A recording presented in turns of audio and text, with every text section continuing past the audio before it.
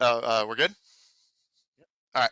Hello, everyone. Welcome back to D&D&D&D&D campaign number 1, Under Locks and Keys. When we last left off, the party, after having been turned into undead, blood-sucking monsters of the night, were told that while they could simply fight it out as they have been doing the last few rounds, the last round presented a new strategic layer to the Doomspell Tournament. Yet another attempt by Imam Umeric to make this tournament distinct and distinguishable from the others before it. And to that end, the party stealthily, working with the other infected of the minor league, stealthily infected every member of the minor league beyond themselves to ensure a minor league victory in the next round, which did indeed come to fruition, but not completely without cost, or rather, not without a little bit more than what the party anticipated. Consequences. As the party skulked around as creatures of the night, Asari and Greylog uncovered a mysterious back room, one of the 7 wonders that, when explored, leads to a forgotten locker room of Plundon, where the fighters you have beaten previously are kept prisoner, held under some sort of paralysis that prevents them from escaping. And from what little communication the party could get out of them, Imamu and Nitro are to blame. Managing to basically effortlessly overcome the Scorpio sailors in combat, the next round has been announced. The party has returned to the abilities they're more acquainted with. However, this uneasy peace does not last too long, as Greylog, with the clicking of a pistol hammer, the captain of the Scorpio sailors, Brother Scorpio himself, Wraith Blackheart, levels a flintlock pistol at you and holds out a slightly greasy, blackened hand to you, insisting that you have something of his that he would quite like returned before he leaves London. And it'll be good to note. I just want to note it for the future if Aben came to his defense.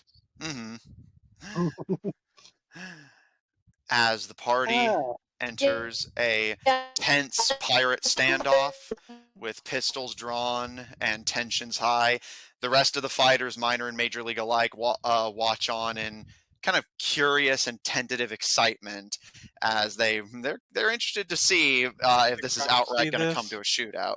What's up? Does the crowd see this? Yes, and people are quite basically potentially getting a free extra fight out of the deal. They're interested to see how this plays out as well. And as all of you reacquaint yourselves with your original forms and abilities, and Greylog, you stare down the barrel of the pistol as Wraith kind of more curiously than cautiously glances at Avaben, leveling the Forge Cast pistol at him in turn. What would you all like to do? First, someone's lagging. Yeah. It's our typical... Pretty much. I'm going to make this very easy. I'm going to pull out the bead, hold it out in the air where everybody can see it, so that everyone can see that this dude lost it, and then I'll give it back to him. He gives you a quite humorless smirk as you drop it into his palm, and he quickly whisks it into his jacket. And Asari, as you tensely watch the encounter, he doesn't immediately take his pistol off of Greylog, and there's a moment of pause between all of you as you wonder if he'll simply shoot Greylog for the additional disrespect. Maybe But just kind of does like a little air jab with his pistol, be like, "All right, drop it now. Put it away."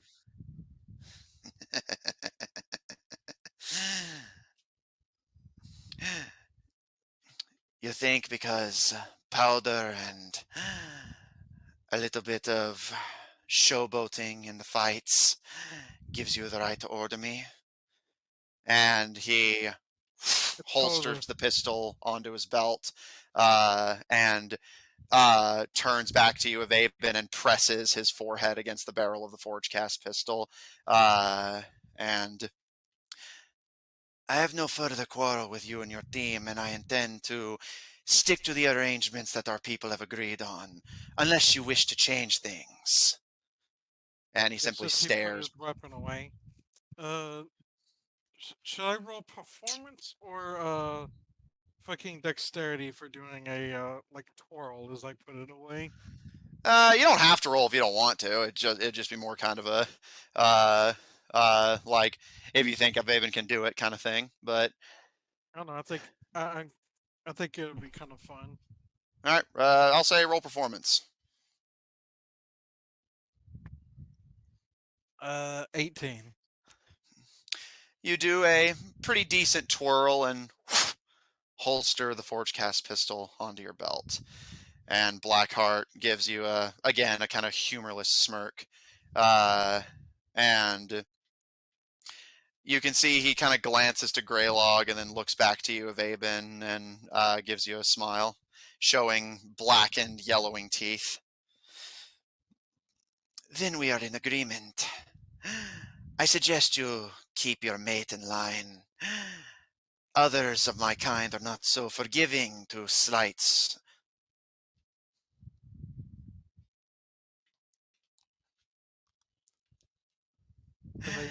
Just as he walks away, Vane's just kind of look to Greylog and be like, "Why would you do something like that? What did you think was going to happen?" Well, I thought Oh, you no, know, he's. extra cash. Yeah, he's lagging now. I heard extra cash. I don't know. Oh. Can you- Put it in text. Like, this plan of yours is not coming through. It just doesn't exist. Also, Austin, do you see it? Do I see it? Yeah, do you see what I'm seeing on the stream right now? What's this? Yeah. Yeah, I see it. Yeah. You gonna do something about that? I don't know. I like Austin's responses. I don't know. All right, Greylog explains to you, Avaben, that he was hoping to try and work some extra cash out of the pirate captain by selling it back to him rather than giving it freely. Honestly, it seems like he was more likely to just shoot you and take it from you.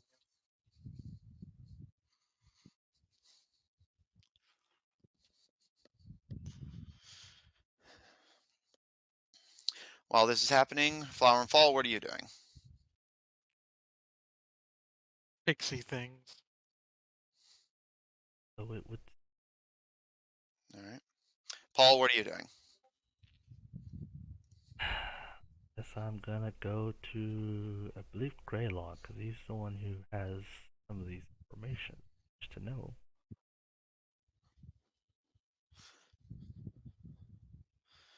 All right. Also, I think you could try it. I think it was just that one part.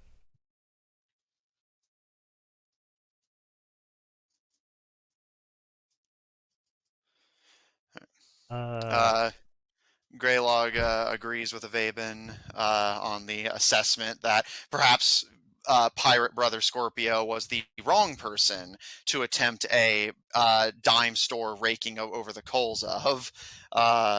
And Paul, as you approach Greylog, curious to get some information from the druid, to answer your question, yes. You at least spread word to to the Swarm Storm and the Bomb Squad, who then said they would tell the others because they could hear it while they were infected anyway.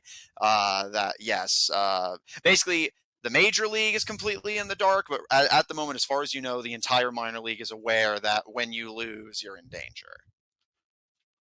Yeah, life is in. Okay. As I'm long in as they know. danger.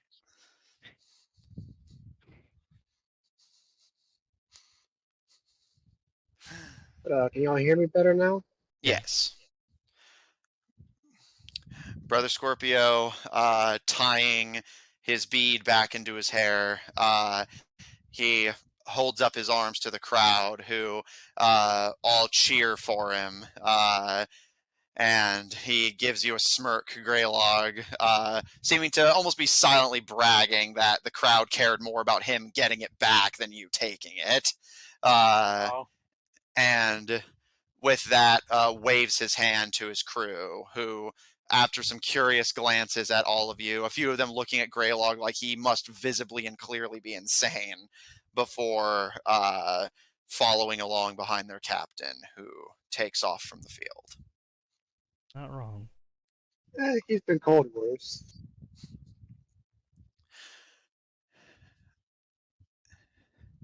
As all of you are left standing on the field, the minor league getting smaller and smaller by the day, but no longer infected, no longer ponies, still having your usual magics gifted to you. You all breathe a sigh of relief that seems echoed by the rest of the fighters around you, and Imamu dismisses everyone to their locker rooms to prepare for the next day of battles. Imamu himself takes the Major League fighters to the Major League locker room along with the champion to his room, and Nitro approaches all of you in the Minor League to escort you back to the locker room.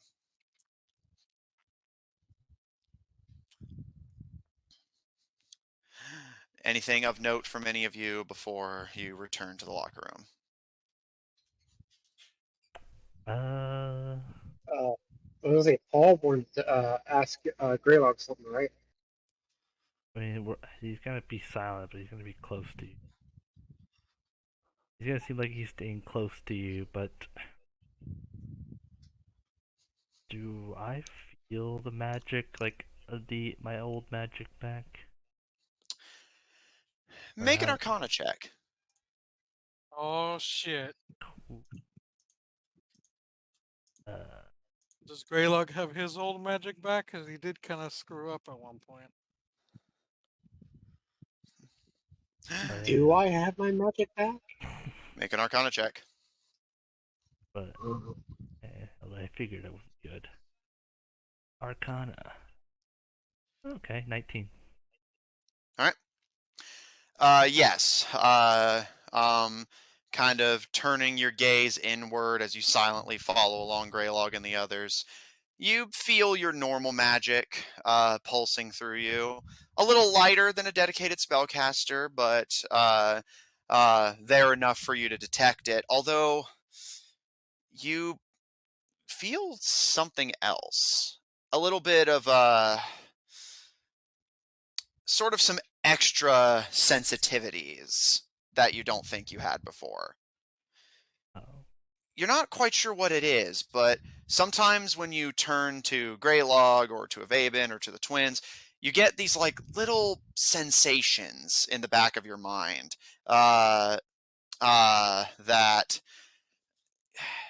the best way I can describe it is you get a sense when looking at others how they're kind of thinking and feeling, and you have this kind of extra intuitiveness that you didn't have before. With a pretty good Arcana roll, you do still have your usual Paladin magic. However, as mentioned, you have a few extra things. You have some empathic capabilities. So as long as you spend at least a minute observing someone, you get a bonus to an insight check or an intimidation performance. Basically, a lot of charisma shit. And you have a sort of intuitive insight ability that you didn't have before.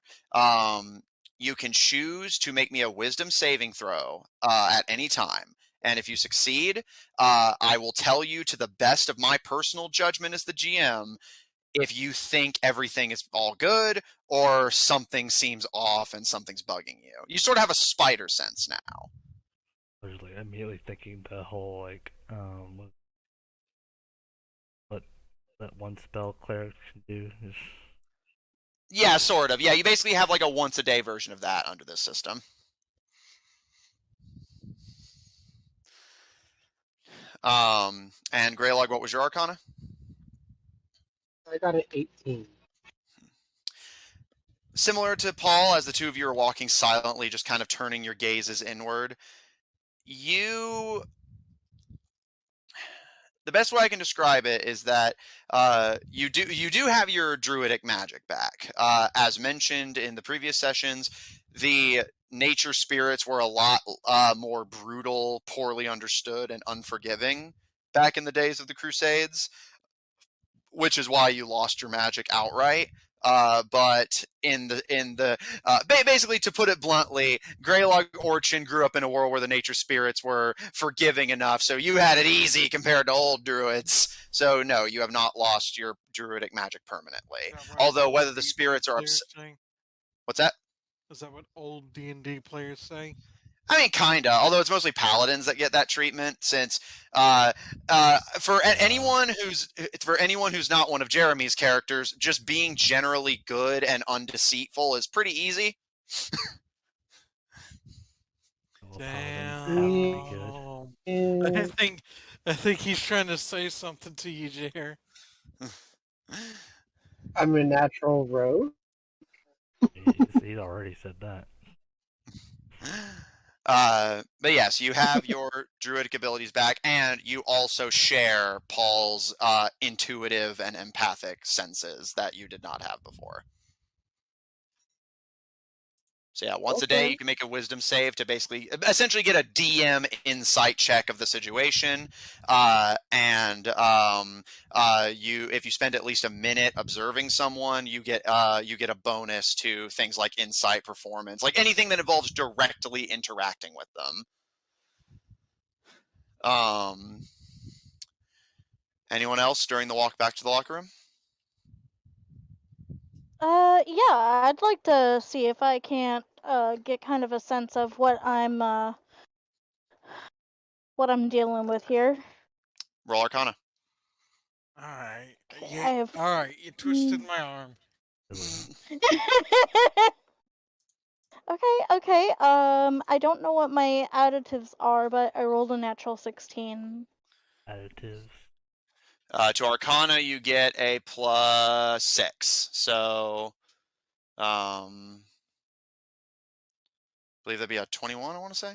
Did I do my math right? 16. Yeah. 16. 16 well, plus 22. 6. Oh, 22. I was close. All right, so yeah, 22 for Sari, and yeah, Avaben, if you want to check for yourself, roll Arcana. I got a 14. All right. Man, to be no. I'm sorry, that was like really poorly timed. I'm trying to open up my tuna can, and I finally got it. So that was just really poorly timed. I'm sorry. Hold on. Yeah, you're good. Are you making tuna fish, or are you eating tuna straight out of a can? I'm making tuna fish salad. Okay. Very important. Asari, you share Greylog and Paul's newfound empathic and intuitive abilities. However, Avaben, you actually get something different. Again, 14 was good enough? Yeah. Damn. You don't have any context on what the other three are feeling, but again, similarly to the others, you're just kind of getting a sense like, is all of my crap back in order? And Pew pew. Because God, do I Uh, have a list of spells? your usual ranger abilities do still apply. However, similarly to everyone else, you do get some additional things. You feel a lot kind of lighter on your feet, and you notice that, like, the best way I can describe it is as you look around, you notice you're kind of like, similarly to that sense you had whenever you were a spider faunus, you have this kind of bizarre sense of everything around you, as if your reflexes have been enhanced. I will say that you are aware that you are now faster than you normally are, and you now have the evasion ability. What's my Hey. speed now? Your speed is just 5 feet faster. So Okay. 35 I think there's a way I can like temporarily adjust that, right? Mm-hmm. on the sheet. There should probably. be. You could override it. Yeah, probably. Mm-hmm. But yeah, so you have I got evasion, it, much so- like a rogue would, and you're a little bit faster. So now I can go 70 feet when dashing, and then wait, does Evasion have the thing where he can dash for free? No, wait, that's Caleb. Yeah, it's rogue. Caleb. They can do that. Yeah. All right. Anyone else? Well, left is Flower and fall. Flower and Fall, which is like I think Arcana check. Can I hit as well? Can I hit still? Fighters. All right. You all are escorted back to the locker room by Nitro, who, with a tip of the hat and a cheerful wave, once everyone is safely settled inside, shuts and bars the door as per the norm. And the moment all of you are back in the locker room and a silence falls over as the crowds are dispersing and the fighters are settling in, kind of looking around, everything seems really tense. And you're initially not sure why. You were expecting something more along the lines of relief at everyone being back, more back to what they're used to, so to speak, at least as far as you know. But you realize the tension has nothing to do with the current rule set. You realize the samurai, the firing line, and the deck stackers are sitting on one side and kind of whispering to each other and glaring angrily at you, at the bomb squad, the swarm storm, and you guys. Yeah. Can Evasion see this? Probably. Yeah, these everyone two can see this. especially. Yeah, it appears that your shenanigans in the last round have caused a bit of a divide in the locker room. Yeah. Evasion's just like, Evasion's just gonna say, nothing personal. It's a competition. We'll be sure to remember that. And I had And I I had did. no control. What? You're cutting out. I heard you had. Yeah, no you're cutting out control. really bad, sweetheart. Yeah, all I heard is you had no control, which sounds like you have no control of your internet. Where did you get? Where? Okay, can somebody tell me if any of y'all know what I'm thinking of? Where did you get that internet? oh yeah, Fairly Odd Parents. Oh, there was the Fairly Odd Parents that had that line. Yeah, it was like a little catchphrase for Timothy Turner. Oh yeah, because he'd get shit Um, from them, and then yeah. he have to explain how he got the shit. Mm-hmm. Sorry, it's just gonna kind of look a little guilty. I did try. He did try, but unfortunately, it appears that wait, what's the proper term, Matthew? Nosferatu. Vampire specifically refers to those that Dracula It controls. appears that Nosferatu can override each other's control. The deck stackers and the firing line just kind of huffily return to the sleeping area. And most of the Seven Samurai start to do so as well. A few of them kind of giving kind of wayward and somewhat askance glances over their shoulders as they stay with their teammates and return to the locker room. Just kind And of mouth sorry. Eliminated, by the way. what's that? Did anyone get eliminated yet, or they did? The Scorpio sailors, but they came to the locker room ahead of time to just grab their stuff and leave. Okay. I wonder why he singled them out specifically. The reason. Yeah, there must be. 'Cause There's Matthew's always not a telling me. reason. So that means it must be an important reason. Possibly. Yeah, it's kind of odd that I think it was everyone we fight ends up losing, right? So far, it's been the case. So far, yeah. Mm-hmm. Mm-hmm. I was gonna say if I was gonna ask if Matthew was still there because he was being so quiet. I'm just letting you guys talk amongst yourselves. But I'm gonna go to Greylock. I'm in fishing mode. I'm gonna approach Greylock. Alright. No.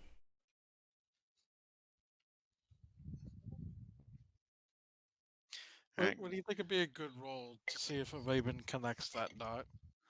I'll say So- just general intelligence. That's usually That what I way it use for doesn't the seem- get out of. So metagamey. Yeah, roll intelligence. I just call that my get out of puzzle free card. Because like I guess it is even with a roll, it's still kind of metagame because I wouldn't have thought about. But I thought, well, okay, let's leave it up to a roll and let the roll decide where we go with that. So intelligence, right? Yes, I'm gonna approach Greylock and be like, so I would like for you to lead me to these people you found. Also, I got an 8. No, everything seems on the up and up. Yeah. Fair enough. I left it to the dice, and the dice have decided. Yeah, and Greylog, Paul asks you Yeah. to lead him to the area where you found the unfortunates. As I just realized, D&D Beyond has a rainbow color to it now. Yeah, the whole. Do I hear vibe. this going on between Greylog and Paul? I mean, Paul, are you going out of your way to be secretive? No. Then yes, you do. Mm-hmm. So I will just kind of be like, "Are you out of your mind? The last time we we did get caught last time."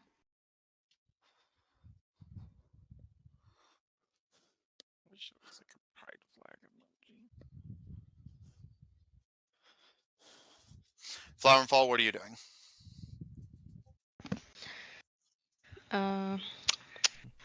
Just kind of,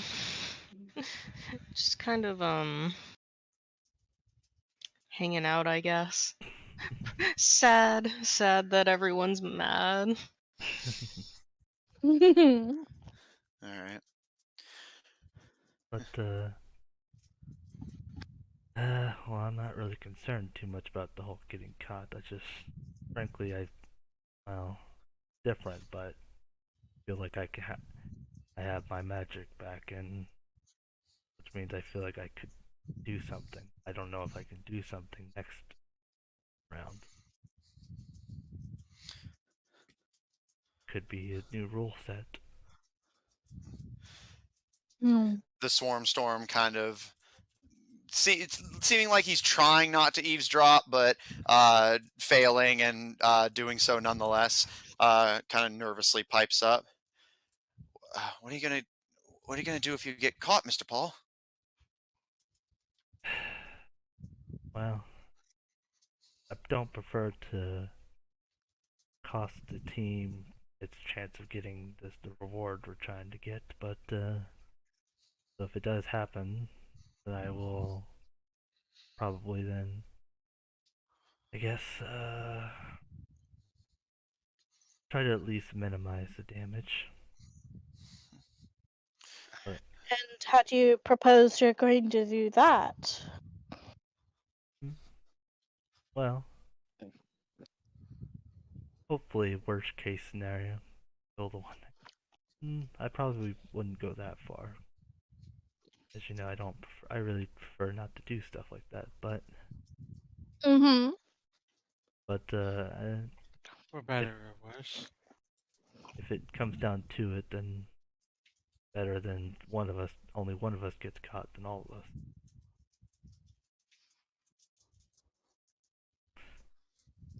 Well, if Greg goes with you, I obviously got to go too. Text. I heard it's Greylogs with you.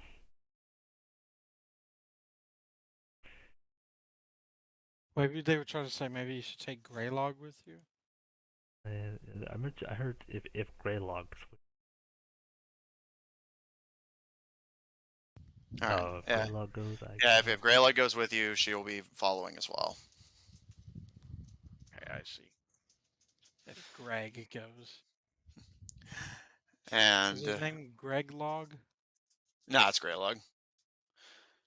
Greg Log.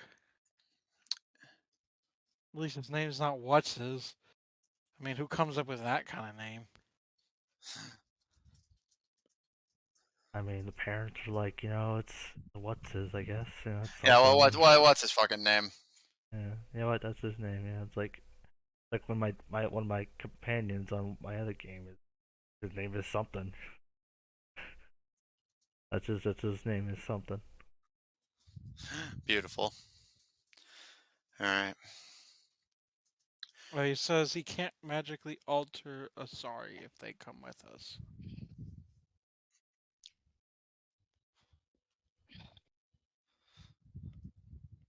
Well, my main. Well, I'm not really looking to be magically altered. Also, But we do have a chat for the voice chat now. That's a new feature. Mm-hmm. Yeah, like there's text chat for the voice channels now. So yeah, I was gonna say for those of you who need to use text instead of voice, use that. It'll just reduce clutter. fair. You mouse over the voice chat, and there should be like a little text thing. A little text. Open chat. Yeah, it's a new feature in Discord. It's quite nice actually. Hmm. All right. So Paul, Greylog informs you that if you're willing to wait an hour, he's willing to go after everyone's gone to sleep and use his magic to help the two of you hide. All right. All right. Also, Anything? Oh. out of curiosity, but what's my arm? My armor is heavy armor, right? You're still wearing that armor you Dragon. got from the first round, right? Yeah, that dragon armor. I believe it's heavy, like plate mail, but I'll double check real quick while you guys are figuring out what you want to do. Yeah, I just know that there's like, that can get. I think that gives you disadvantage. Oh. Asari has already made up her mind. These two go, she's gonna go. Okay.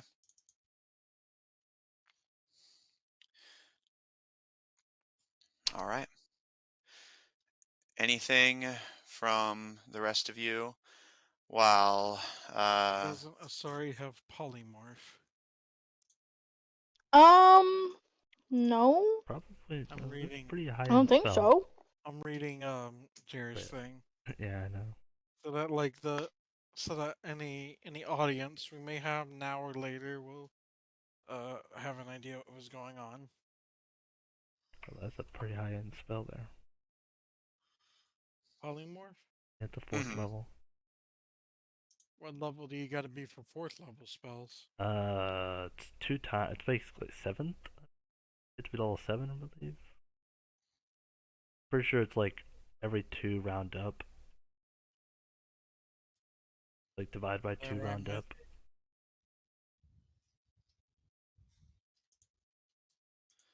Is that how it is, Matthew?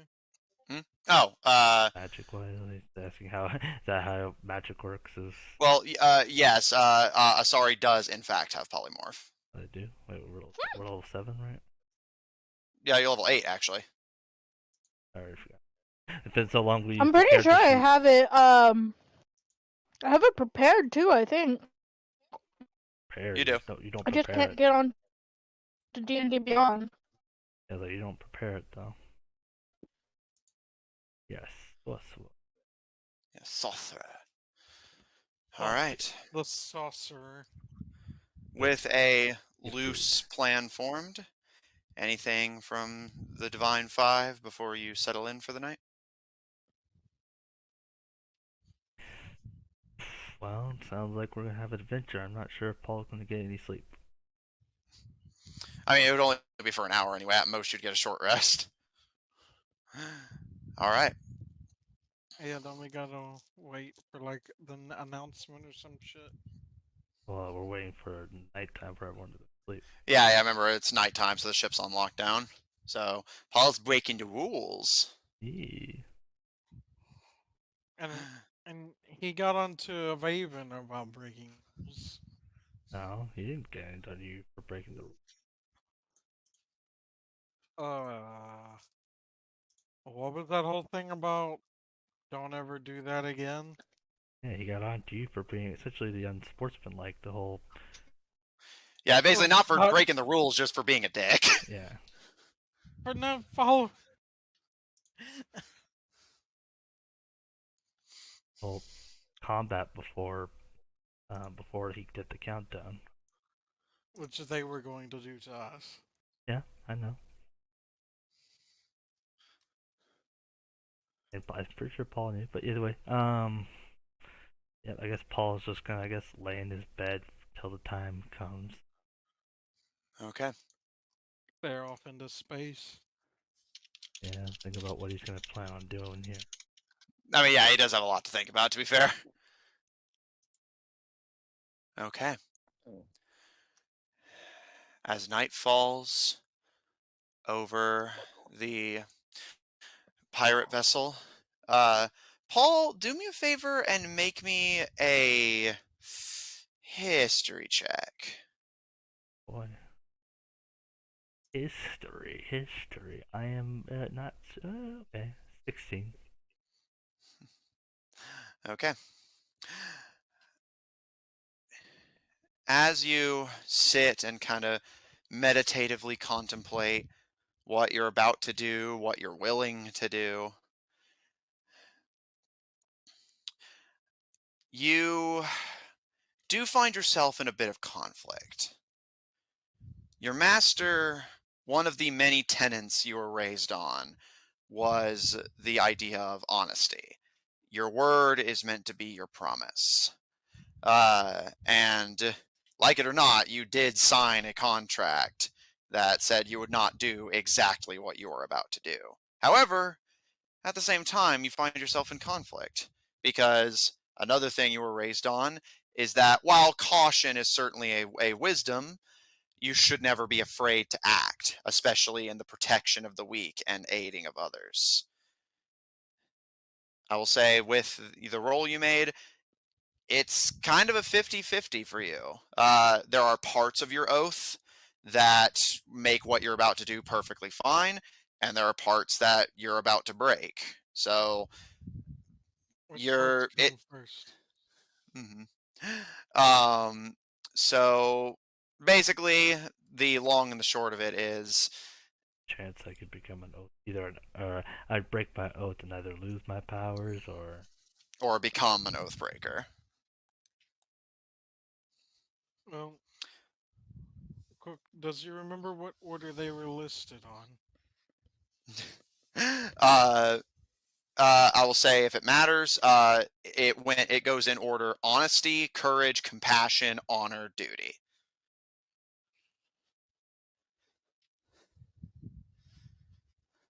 I guess the honesty comes first. In theory. does, you know. Not gonna let it stop you, just more so you're aware. I figured, being a paladin, you would know. See, this is why things need like. You see, this is where you sometimes need to have like, like special rules, like those subsections. Yeah. Oath paladin, oath of devotion, subsection C. You can totally break rules if you need to. It's up to the players, like kind of like what their oath essentially means to them. They break it though. Mm-hmm. Well, I guess technically it's up to the DM. Well, I mean, you would DM think, like, player. if you're acting in spirit of your oath, then it would be fine.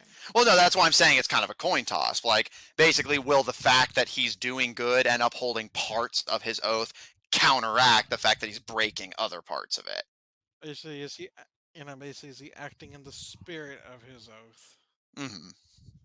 Basically, I'm more just putting it on the table that That- there is a chance at the end of this encounter that Paul will either cease to be a paladin altogether or become an oathbreaker. Isn't like Oathbreaker they're supposed to be evil? I know that's like a lore, like you're an In Oathbreaker. lore, yes, but in this setting, they're not they're not predisposed to evil, but it does tend to happen just because the kind of people who go out of their way to lie and cheat others don't tend to be the best people, just in general. Plus, her Yeah. name's like fucking Robin Hood or some shit. Mm-hmm. It's And even just- then, there's a reason Robin Hood doesn't qualify to be a paladin. Yeah, fair. But, like, I guess that's why it's so notable whenever it's not the case. Mm-hmm. And all right, Greylog, you said there was something you'd like to do. Feel free. And Can you doesn't sound. start a campaign as an oathbreaker? Yeah. What? Yeah, you can. Yeah, technically. And there are like mechanical ways to like re-tether yourself to an oath. Although most players just choose to drop the paladin. Basically, if you want to keep trying to be a paladin, then you become an oathbreaker. But if if the DM's like, hey, you broke your oath, so you can't be a paladin anymore, many players will just choose to just drop the paladin levels and become like a fighter instead or something, rather than go through the rigmarole of becoming an oath. Some versions of fighter are basically just paladins without an oath. I mean, it's Yeah. paladins without magic typically. Yeah, without the oath and thus without magic. I mean, 'cause isn't there a fighter subclass that can use magic? The Eldritch Knight, but they can use magic, but it's different than like Paladin magic. It tends to be very like support based. Yeah. Eldritch Knight magic tends to be like purely for the self. Yeah, and also it's like also the fact that like paladins are simply just people like I want to say like clerics who know how to fight. They know Yeah. both magic and fighting kind of deal. Is that why I hear that paladins are sometimes kind of overpowered? Mm-hmm. All right, and all right, Greylog. Can be overpowered if you do it right. Mhm. I'm sure there's even. Oh I'm my sure there's even, like, god! Come get it, Pikachu! Greylog. Pikachu. I have no idea.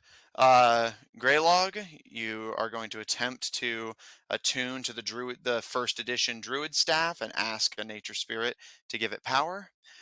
Roll me an Arcana check. A lot of Arcana checks today. Well, you guys are doing a lot of magic stuff. Got our magic back, so playing around. Arcana. Arcane, good show. Haven't Very good. watched it. What did you say, Austin? Haven't watched it. I've yet to go to the show and watch Only it. good thing to come out of League of Legends. League's good. League's fun. ARAM's fun. You play like one mode and that's it. I mean, most people.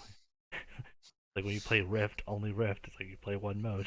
I think that's the main mode. And the fact that it's still one mode, but either way, Greylog's going to 18. Yeah, I saw. All right. You focus and attempt to make a sort of, not quite a bond, but an attunement to this druidic staff. And as Paul contemplates his oath, Asari prepares her magic, and Avaben and the twins simply settle into sleep for the night.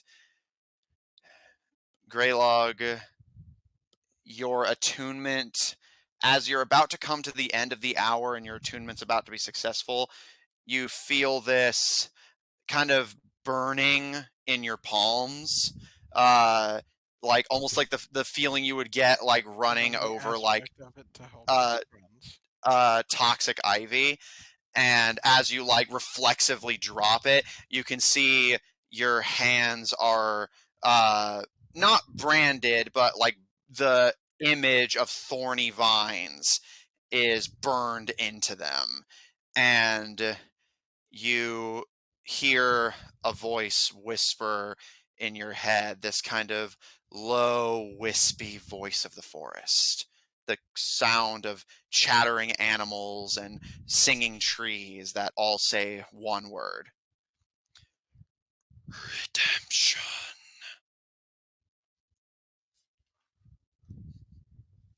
Is it that?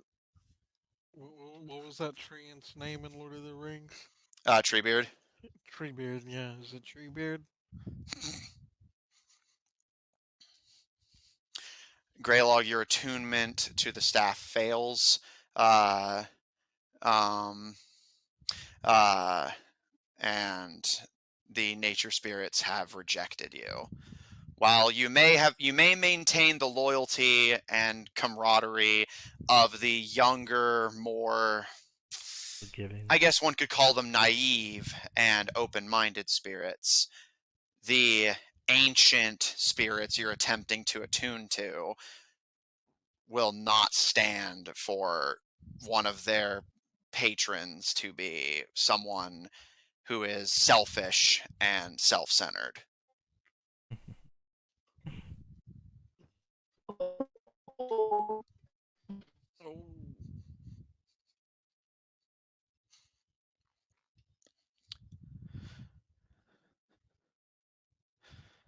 Paul, more through your internal sense of time passing and the kind of brief, like kind of like grunt from Greylog and the clattering of the staff, you glance up and see Greylog is putting the staff away.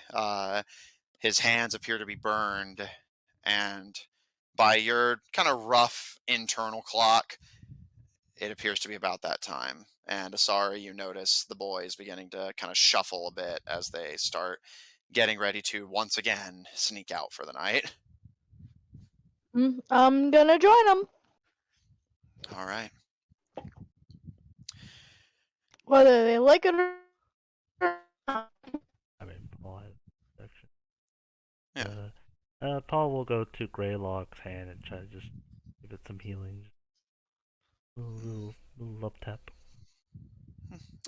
I'll say for just a little bit. I'll tell you what, because the burns are pretty superficial. I'll say you won't lose any lay on hands, but Greylog, as you're putting the staff away, Paul approaches you and just silently takes your hands and runs his own over your palms, and the burnt visage of ivy and vines begins to fade, as does the pain.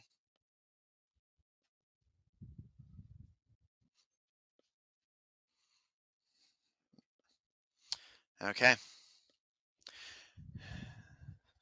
Greylog thanks you, and as the three of you step out of the locker room, Greylog, you wild shape into a mouse and skitter under the door to emerge and, I presume, open it on the other side.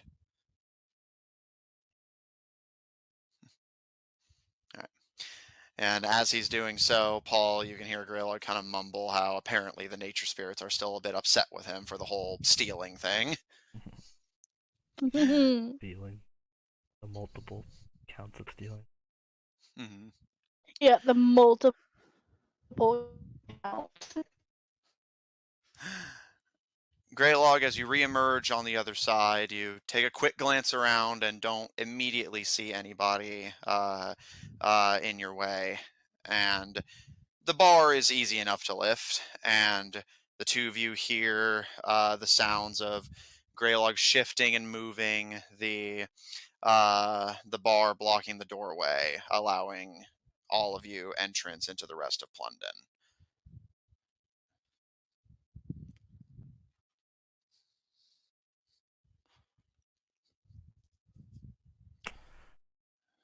Greylock will. You mean Paul? Oh, no, Paul will he'll kind of go to the doorway and he'll look down as at like him about to leave. Give out a sigh and go. Sorry, Greylog, you watch as Paul actually pauses briefly with some kind of noticeable trepidation. Sorry, you get the impression that Paul's not exactly much of a rule breaker, and it seems like even though he knows what's at stake, he still has to kind of hype himself up a little bit to cross the threshold. But after a pause, he does do so, and Paul, you cross the threshold. Noted that as Zari comes through the threshold herself, she just kind of pats Paul on the back. All right. Paul, you hear Did some you light hear any of footsteps that? as I Asari heard you pat my comes. back. Yeah, as Asari crosses the threshold and kind of gives you a pat on the back, seeming to notice your hesitance. And Greylog, as soon as both have crossed the threshold, not expecting company, you shut the doors and bar them shut. Trying to say something. It sounds like. Well, I mean, I'm not gonna be able to understand it. She left.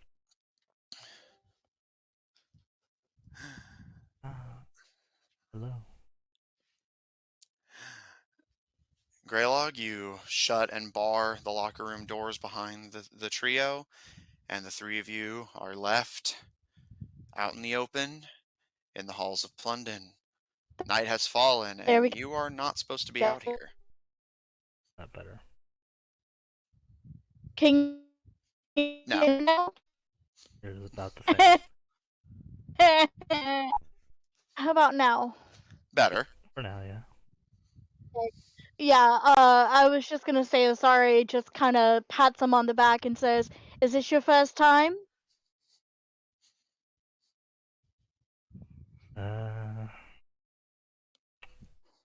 First time for what? Breaking the rules.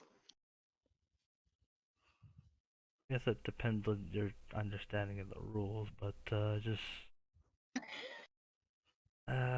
simply I don't normally do this type of things, but just but it needs to be done.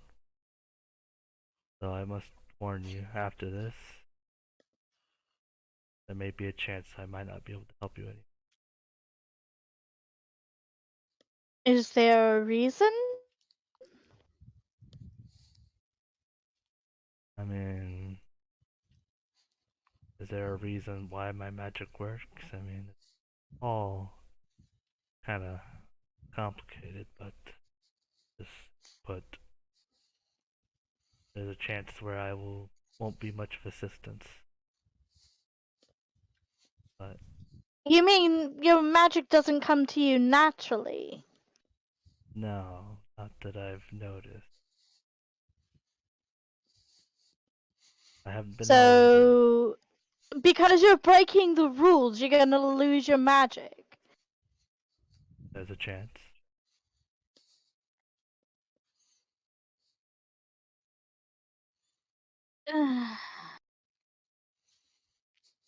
Well,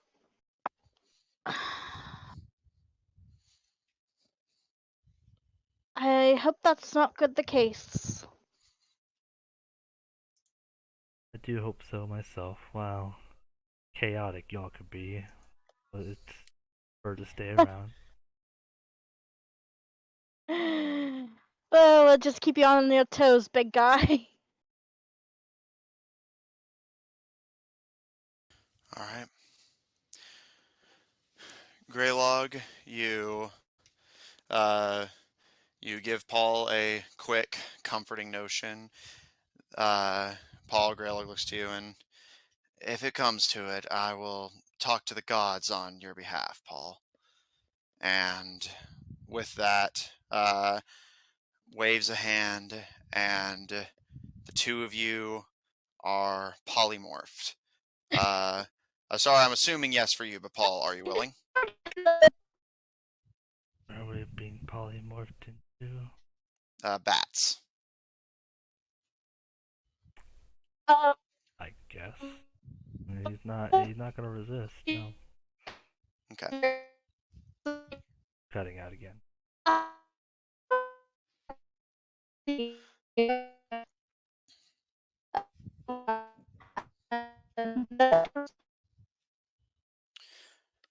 Yeah, I can't understand a word. Yeah, you got to type. Like your internet's just not going to cooperate with you right now. Every so often it's good, and every so often it's bad. Yeah, when it is good, it's brief. Greylog, you polymorph your companions into bats, and wild shape to change into one yourself. And Greylog, do you lead the party towards where you found the trapped and paralyzed? All right.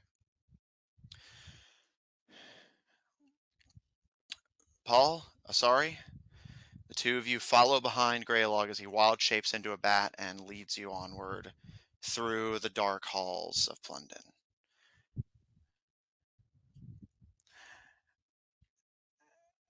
As the three of you fly, you eventually make your way to the room where the animals had previously been kept. Paul, I do not believe you were with the party when they first came to this room. This is the first time he's seeing this room. All right. This room doesn't hold a whole lot of significance to you, but as the three of you arrive, all of you can see that the door appears to be shut and most likely locked.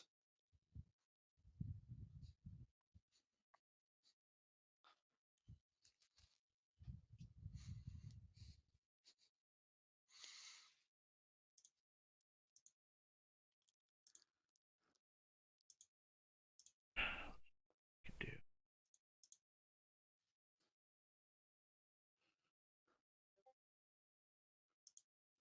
All right.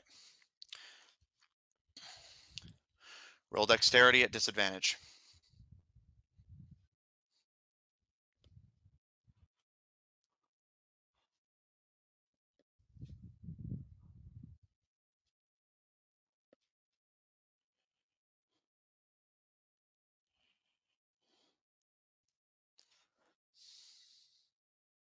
While that's happening, Paul, what are you doing? And Paul's just trying to contemplate how to get inside. One. I'm just Okay. gonna. Is there a way I can like turn back to normal? Polymorph. I believe if somebody else cast it on you and you didn't, and you didn't resist, so it wouldn't matter if you succeed or not. I don't believe so. Ah. I guess I'll just flap around like a little bat. All right. Hmm. Sorry, you. I'll keep my little bat eyes out for anybody. All right. Roll me perception. Ooh, bat stats. Yeah. Where are my bat stats? Yeah, and I believe you should have advantage on this because you can use your hearing. Yeah. That's a good thing because I've just rolled a 7. So let's see what that second roll is. Ooh, 15. Okay. Plus whatever my thing is for a bat. All right. Sorry, I need you. my bat stats. Sorry, you kind of flit to and fro, fluttering around, keeping eyes and ears on the surrounding dark halls of the ship. And Paul, you watch as Greylog shifts back into their previous form and pulls free the knife they had received from Alfred Day of the Seven Samurai. And begins to bend down and pick at the lock. And after a moment, the lock seems like it's giving a bit of resistance, and this is far from a professional lock-picking tool. And Greylog, as you start wiggling it, you realize a bit too late, you've driven the knife in a touch too deep, and it is now stuck. And as you put like both feet on the door and pull as hard as you can to try and get it out, you manage to free the knife, however, with two unfortunate side effects. One, Paul, you can see even at a glance as you're staring at the door trying to figure out how to get past it, especially in your current form.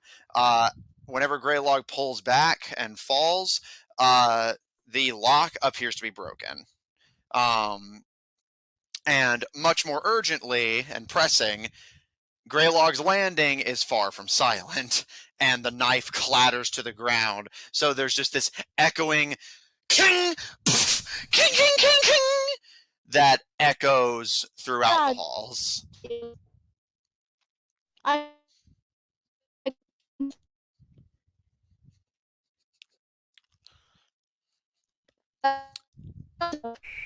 You're fidgety again.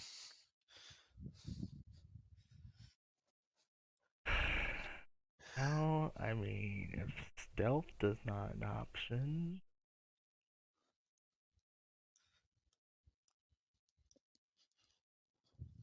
So I would like to, let's see, where is it? I put that.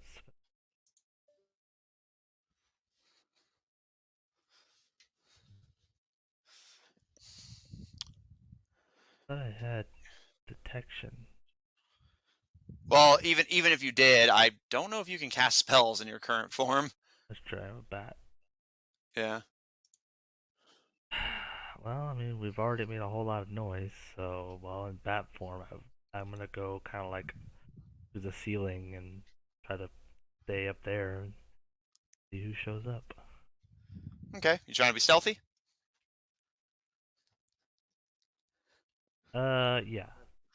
Roll stealth. Yeah, you are not technically wearing plate armor, so this is not a disadvantage. Hey. Yeah, you are a bat right now. All they're wearing is fur. All they're wearing is fur. I don't know if there's any modifier. Let's see. It would be your, yeah. So they have +2 to dex, so 19. Okay. Paul, you fly up to the top and blend into the darkness of the hallway ceiling. And Greylog, you just quickly stand up, disregarding the knife entirely, and cast heat metal on the lock to try and force your way through, if as needs must.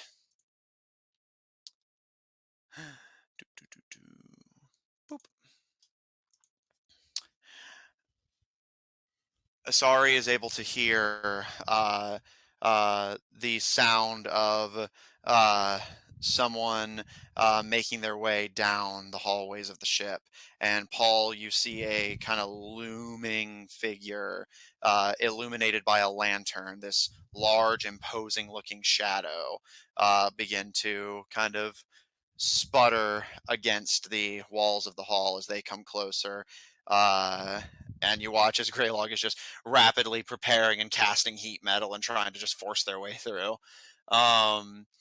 Any creatures in physical contact.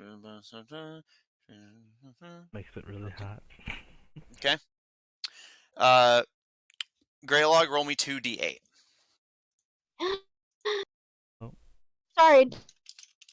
Discord being a bitch.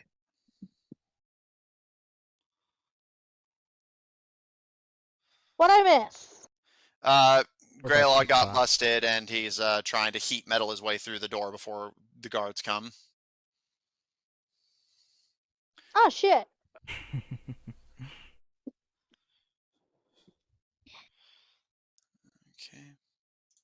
Okay. Greylog, you cast your spell, and Paul and Asari, you watch as the lantern-bearing figure begins to stomp their way closer to the door, as Greylog's like hurriedly casting heat metal. And Greylog, you do manage to start. Yes, you do hear them coming. You manage to start melting the lock of the door, but this door is made of some decently tough stuff. So while you do manage to melt the lock, it has not melted thoroughly enough for you to just barrel your way past. However, it does look badly damaged.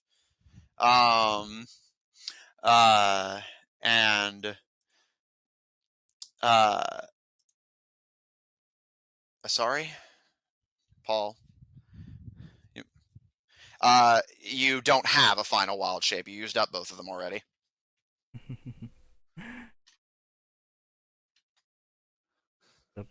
Right.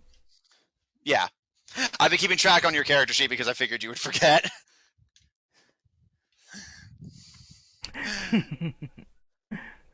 Oh crap. Yeah, keep track of that kind of stuff. Also, sorry, in fairness, it's literally spelled on your character sheet with one S. It is. See, and I spell it wrong. Greylog, as the lock begins to melt, but not fast enough, you turn, and as your two comrades hide on the ceiling in bat form, you watch as Nitro, bearing a lantern and with one hand behind his back, steps across the threshold and stares at you.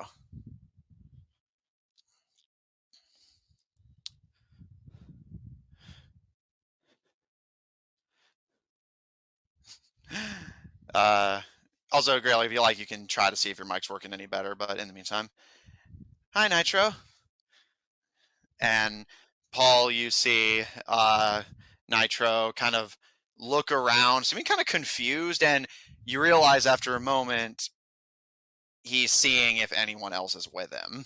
He kind of looks up and down the hall, and kind of gazes around cautiously before stepping forward with that very slight kind of haunching limp to his step. And he approaches you, Greylog, with a friendly enough looking smile, and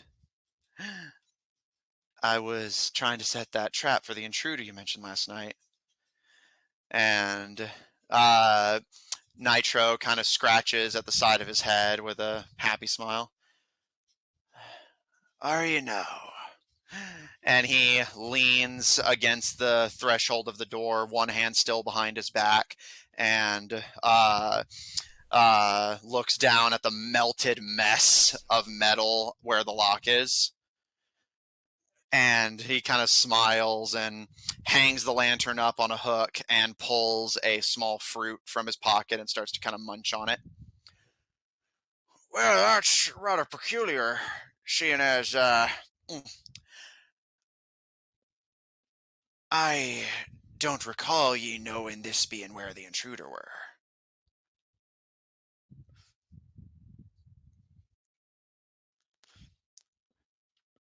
Although, I'm sure it's just a coincidence, ain't it, Mr. Orchin?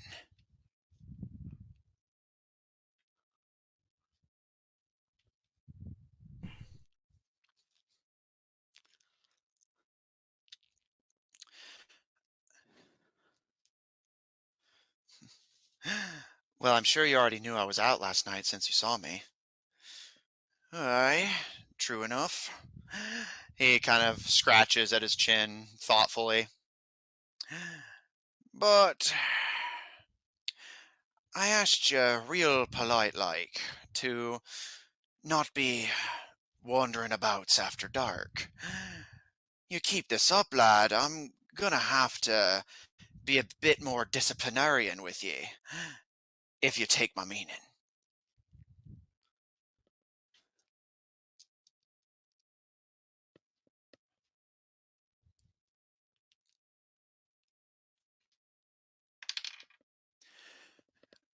Asari and Paul, you both on the ceiling hear this kind of light click, and Greylog, you hear it too, but it's up to you what you interpret it to be. But Paul and Asari, you hear the click and see that Nitro is readying a pistol behind his back. I understand. I was just trying to help in order to get back in the good graces of the nature spirits. Well. Can I I'm gonna fly over there and I'm gonna fucking fly over his head. Alright. Asari, you start flying around his head, and he kind of uses the hand bearing his fruit to kind of bap away at you in irritation, and appears the rat catchers aren't working as hard as we'd like, given we're doing the good grace of hosting them. And he holds up his fruit towards you, Asari, thinking that you're probably just distracted by it, and just holds it out to feed you while he turns back to Greylog. As I was saying. God, why do I love him so much? I understand you trying to get back in your nature spirit's good graces, lad, but I suggest you be a bit more cautious where you try to help. There's a lot of people on this boat that ain't so much wanting your help. Take my meaning?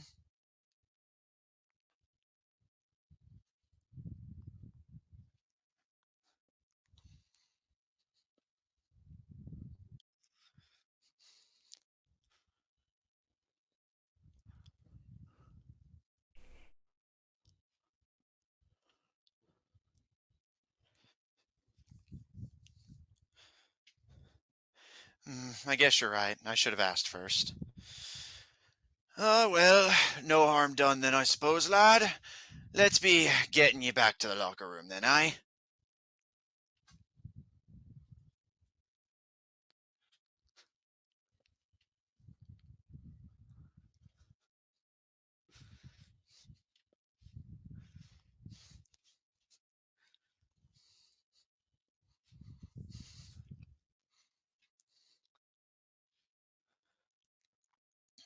Of course, and I do promise to never leave at night again without permission.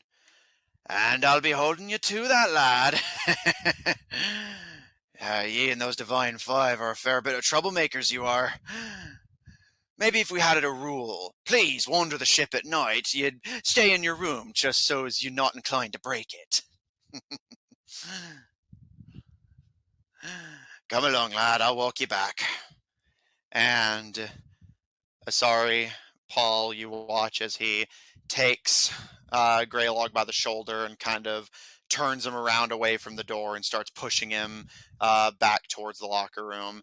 And you can see his hand never leaves the pistol behind his back the entire time.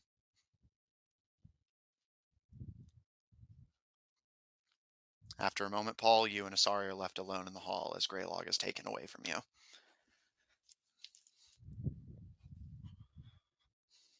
Is there a way? Cause like he melted the lock, didn't he? Yeah.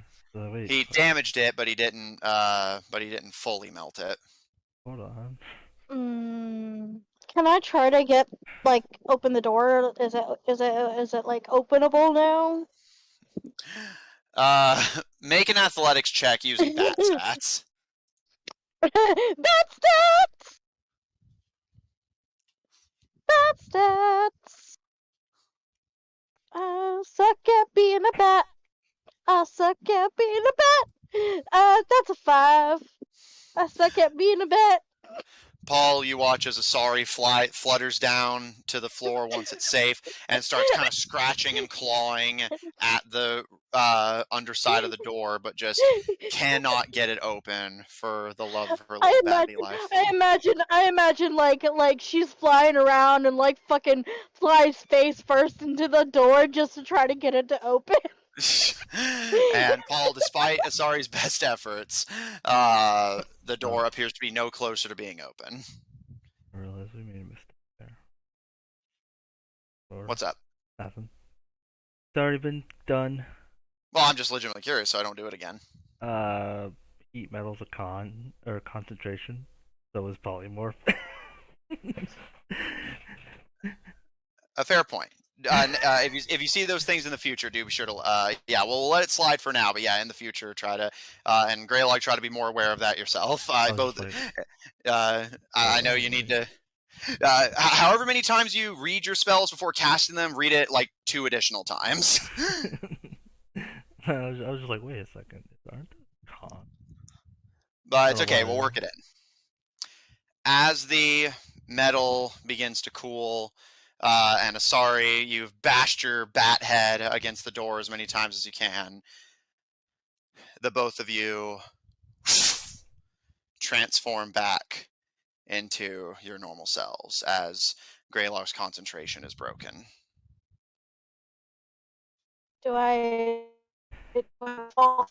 Does my ass meet the deck?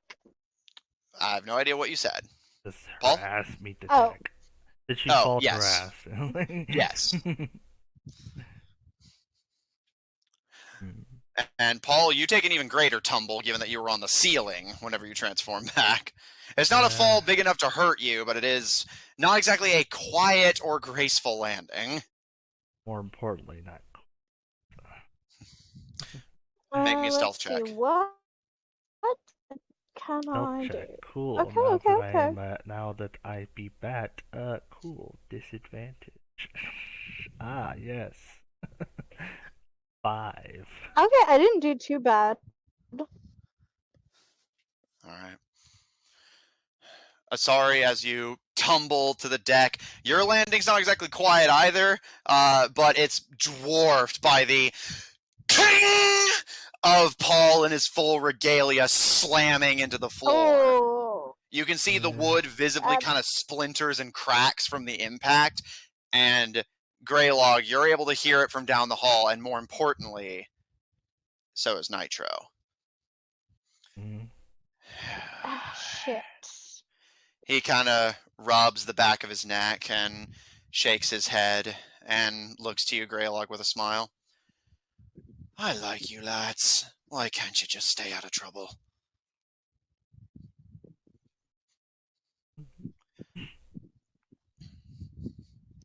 I just kind of look at Paul and be like, should we be running? Well, I mean, I really prefer this. I mean, Get in there, but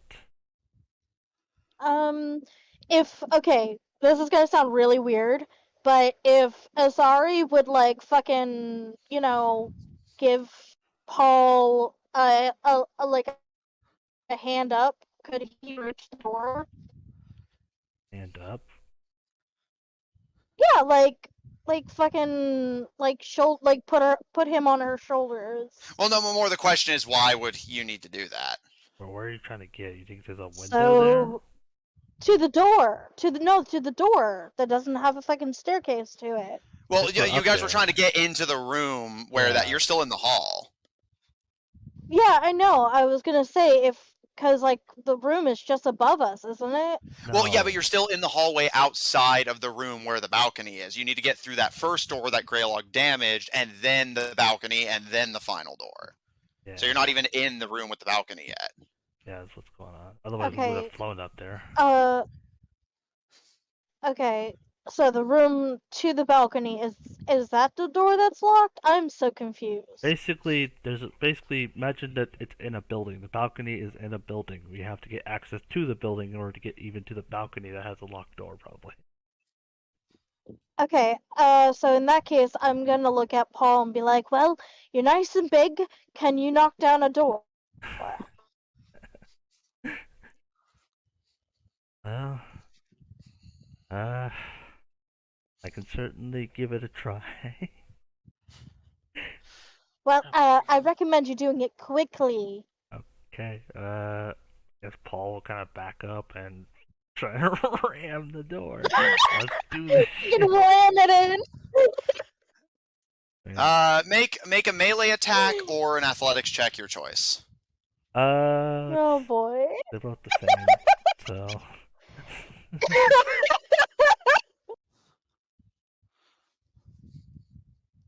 Okay, a dirty 20. This All is, right.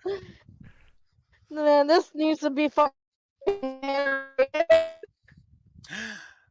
Greylog, as you cheerfully respond to Nitro, you'd be bored without us.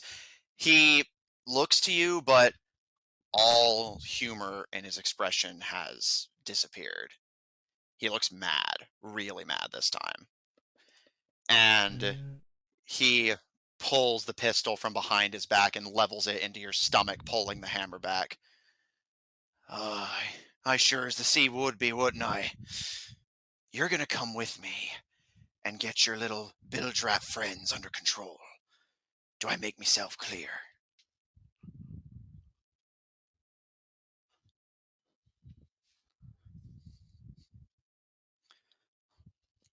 Who is he talking to? Greylog. He's talking to Greylog. Oh, heat metal. Okay. Oh boy. So he has to make a save I- or drop it. Like Nitro. Damn it.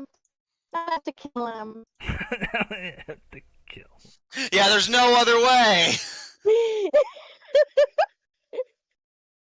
Yeah. All right. Heat metal at 3rd level. Any creature in physical contact takes 2d8 when you first cast the spell. If creature is holding or wearing it and takes the damage, must succeed on a con save. Okay, so he'll take the damage either way. So go ahead and roll the damage.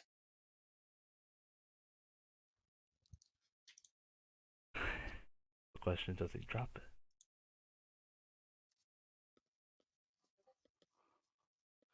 All right, 20 fire damage. And he'll make a con save. Against your DC. Which he succeeds. As the pistol starts to steam and almost boil, he scowls and pulls the trigger. Oh God, I love him. He's so badass. He needs to die now. He's gonna kill my Greylog. love. He's Rip out in the Greg. hall. Don't worry, I'm about to get the rest of the party involved. Just give me a second. Yeah, you're probably gonna hear the blast. Rip Greg. No, I mean, we had an alternate plan, didn't we? Did we? Did yeah, we? we did. I don't remember. What was Greylog- it? What was it? Greylog had a What plan. was it? I don't Greylog fucking. had a plan to swap the thing with his fake. Oh shit! Yeah. I remember. Greylog, you manage to like dodge out of the way as he pulls the trigger and just start running down the hall. But as you do so, he unsheaths a cutlass and is going to take a swing at you as you run. If I can stop rolling Shit. my dice cocked. Is he still holding the pistol? All right. And yes, he is. He succeeded the con save. So Dad, I'm surprised. why do you say that? I'm not. I mean, well, It's I'm fucking just, awesome. I think can't get Greylog now as a bonus action. Be like, you know what? More damage. Well, to be fair, he's operating on very split-second instinct right now. And as he pulls free his cutlass and goes to take a swing at you, Greylog, you manage to, as you're running, like kind of kick it so that it goes spinning out of his hands. And as you're running away, you manage to just barely, well, I say barely, but you manage to hear him echoing down the hall. Just give this Avaben and Flower and Fall. As the two of you are sleeping in your hammocks, meditating, or Flower and Falls sleeping a bit fitfully, given the less than good terms you're on with the rest of the minor league right now. Both of you are startled out of your rest and meditation by the sound of a gunshot down the hall.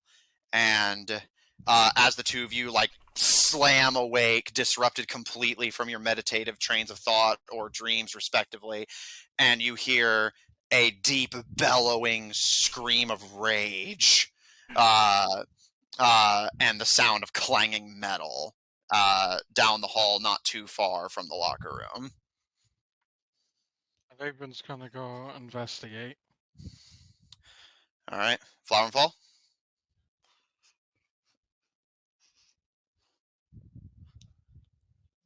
Okay. Yeah, I'll go with him. Oh, okay.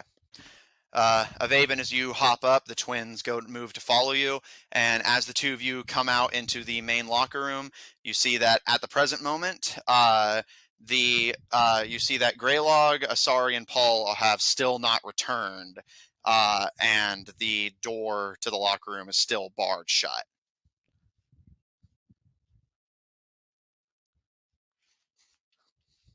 Is it barred shut from the other side, I assume? Yeah. Yeah, he had to get those. How is it shut? Is it just like a simple like wood plank slid over it? Yeah, essentially, yeah. Like it's this kind of thick plank that's slid to prevent the door from opening without someone on the outside letting you out. Okay. So is there like a gap in the door that like maybe a sword blade could fit through? Yeah, there's a big enough gap for you to slide a blade. It's just Can a he matter try of to use his sword to try and lift the wood plank? Sure, I'll allow that. Roll sleight of hand. Sleight of hand. All right. Let's see. What's my? I get +3 to sleight of hand. Come on, baby. 16. Okay. Flower and Fall, you watch as Vaben kind of testing out the door to see how exactly it's locked, breaks out one of his short swords, lifts it up through the crack, and it takes you a little bit of doing, Vaben, as you're not exactly getting a crap ton of momentum, but you do manage to lift the wood, and you hear it land on the other side, and you shove the doors open. Can I see and what's going on out there?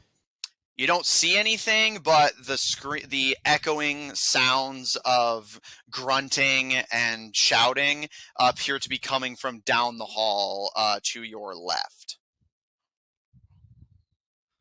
Down the hall to the left. Does it sound like it's coming towards us? Make a perception check.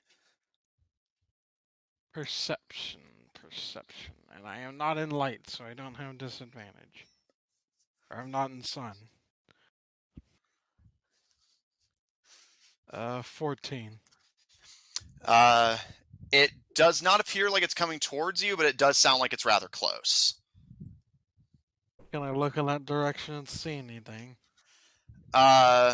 Looking down that way, you don't immediately see anything that's like immediately a giveaway for something, but you are able to make out the faint flickering glow of a lit lantern. So somebody is clearly down that way.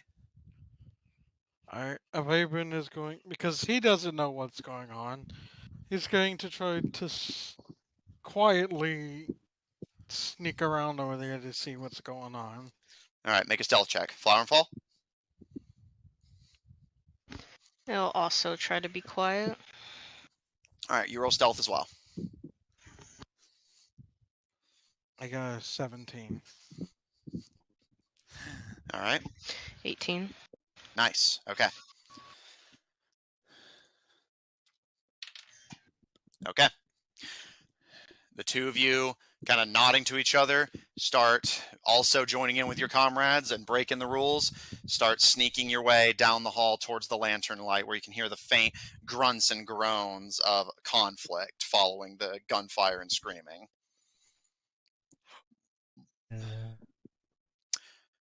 Paul, what did you get for your attack / athletics again? I believe it was like an 18 or something. I just wanted to check. Dirty 20. Dirty 20, thank you. Asari, you watch as Paul kind of gets as much of a running start as he can in the somewhat cramped hall, runs at the door, and you hear this as the melted metal Greylog left behind just completely gives way. And at this point, not even a pretense of stealth. The door just loudly clatters into the opposite. You're pretty sure at this point you're waking up everybody on the ship with the noise. And it's at this point, as Paul, you stand over the now broken in room, and Asari, you run in to join him, that both of you hear the gunshot and Nitro screams of pain, as from the sounds of it, Greylog is making his getaway. But he better run. Listen, I'll try to lead Paul quickly to where we're wanting to go. Okay. Now, do you want to do that leg up thing you were wanting to do? Yeah. Okay. Paul, do you accept? Yeah, he has no other way of getting there, so. All right. Make an athletics or acrobatics check, your choice, but you have advantage. Athletics. What the fuck did I do with my D20? Or wait, who's making the roll? Paul's making this roll, to be clear. Yeah, Good. Good, because I don't know where my D20 is. Tool, That's 24. All right. Sorry, as you let Paul, who's a not exactly lightweight, get on your shoulders. Yeah. You hoist him up, and Paul, thankfully, you have the good dexterity that the gods gave a rock, and manage to hoist yourself over the bars of the balcony and clang onto the other side. Now Sorry, help me up. Paul, do you do so? You see for a minute he kind of looks at the door, he kind of shakes his head, and he'll go to help you up. All right. You Sorry. son of a... Sorry, roll me athletics or acrobatics, your choice. Okay. Do you get advantage since I'm helping him? Yeah. Okay. Advantage, you said? Yeah, I'm helping you up. Good. 17 plus... let me see. You said acrobatics? Or athletics, your choice. It doesn't really matter. They're both... Well, I'll do acrobatics since it's +1. Okay. So, 18. All right. Paul, after a bit of hesitation, you reach down to your ally, and sorry, you have to outright jump to reach up to Paul, but you manage to get a grip on him, and Paul, you're considerably strong. You manage to hoist her up, and once you've gotten a good leg up, sorry, you start hoisting yourself up the rest of the way. The both of you are now on the balcony together. Greylog, you just take off running. Which way are you going? Yeah, there's the question.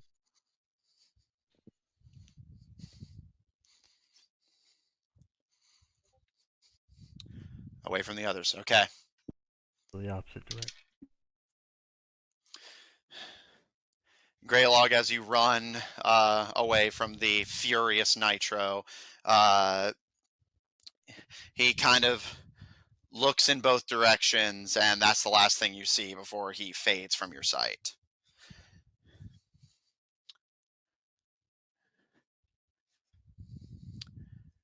Paul? Sorry, what do the two of you do?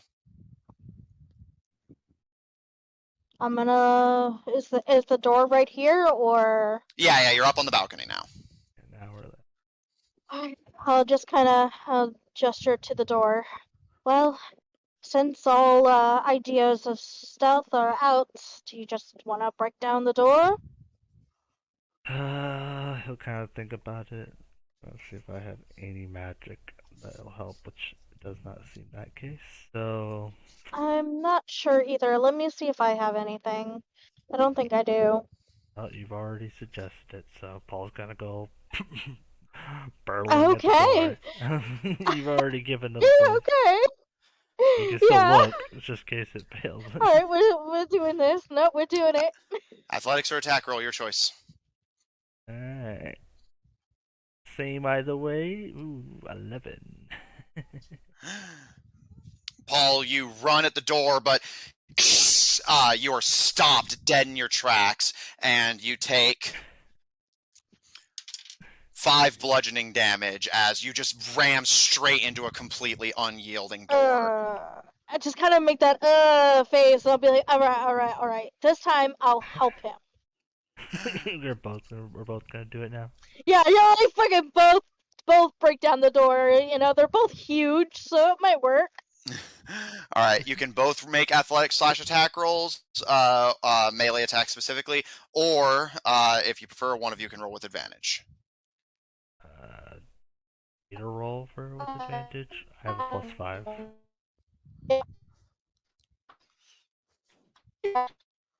What? I'm assuming. Yes. Yeah. Alright. Alright. Right click, advantage. Roll. Ooh, okay. So. It didn't help. I rolled a 5 and a 2. A 10. Oh, come on! The two of you brace yourselves, ram, and slam into the door, which is still unyielding. You both take 1 bludgeoning damage each. And as you're like reeling, Paul like kind of gripping your shoulder and elbow, and Asari kind of doing that like shake of like oof, ow. You see a humanoid figure brace themselves in the doorway, and you see Nitro, his right hand wrapped in bandages, and his other one on a blade, unsheathed and glaring up at the two of you furiously. We check to see if it was even locked. Like,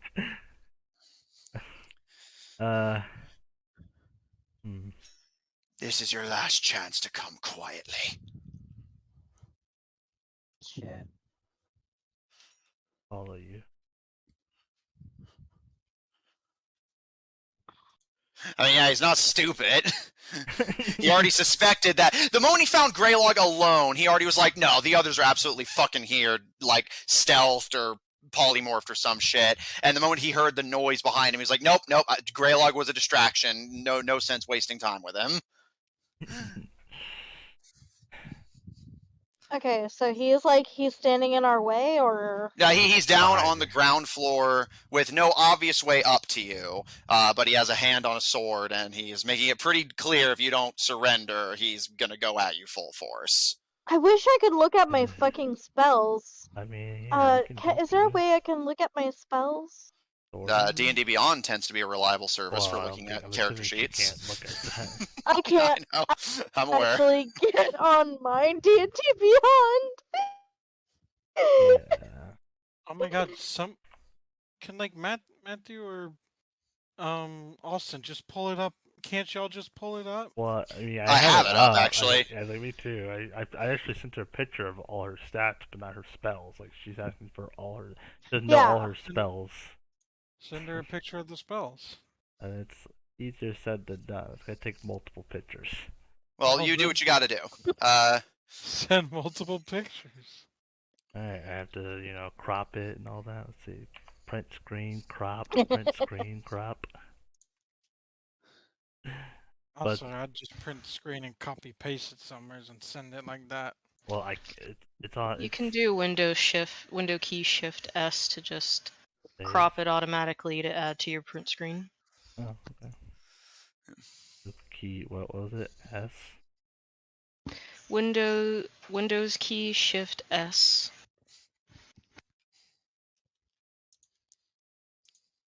Okay. Either way, here I have another idea. Temporary. Can you look at Discord? Yes, I can. Okay.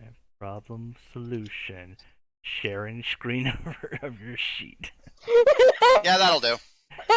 That'll There you do. go. That'll do, donkey. That'll do. Yeah. Yeah, but now you're laggy.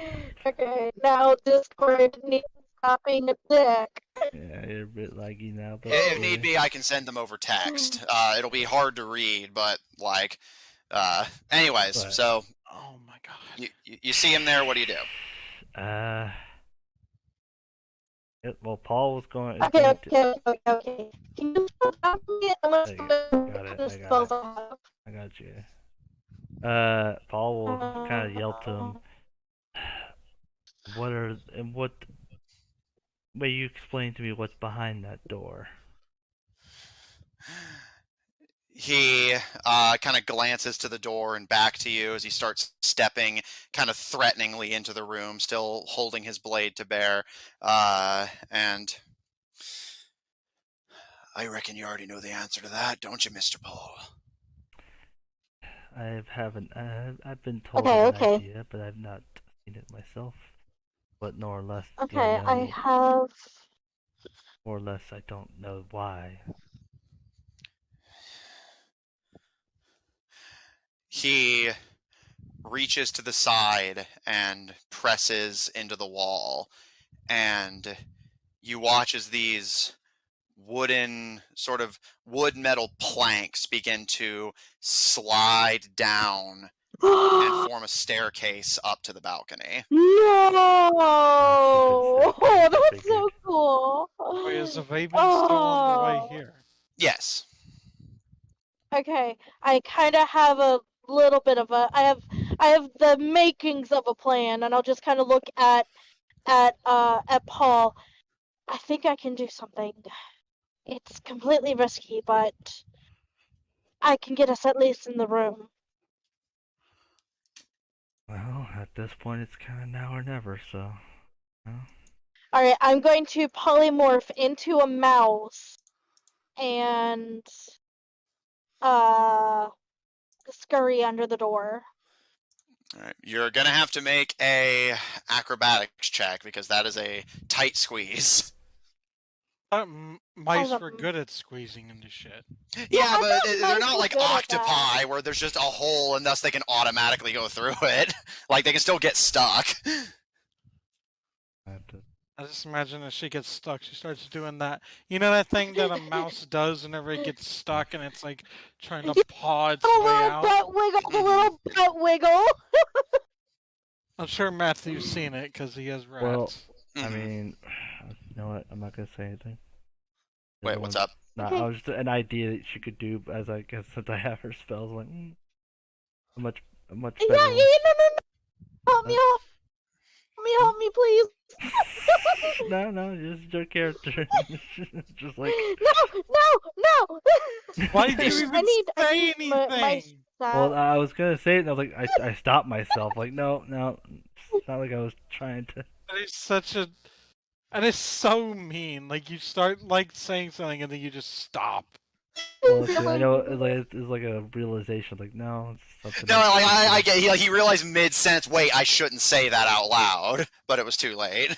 Yeah, like because they're metagaming. That's like, just that's tough. Okay, Nitro starts stalking his way You up the said stairs and disadvantage? pulling free his pistol, seemingly a fresh one that is not damaged by heat metal. How And far out is the Vaven? yeah, here you're almost here. Don't worry, just let me narrate. so, And starts stalking his way up the stairs, Hello? leveling his pistol at the two of you. but she's Yes. doing some narration, but she's was there Uh, a disadvantage? What she asked? I got a 14 Okay. at disadvantage. All right. Sorry, you run, polymorph, run, and wiggle as much as you can, and are just barely able to squeeze your way beneath the door, almost getting stuck a few times. But it does take you a hot sec, which leaves Paul in the room alone with Nitro for a moment. Yeah. And as he watches Asari dig her way under the door and out of his sight, he kind of smirks and levels his pistol at you, Paul.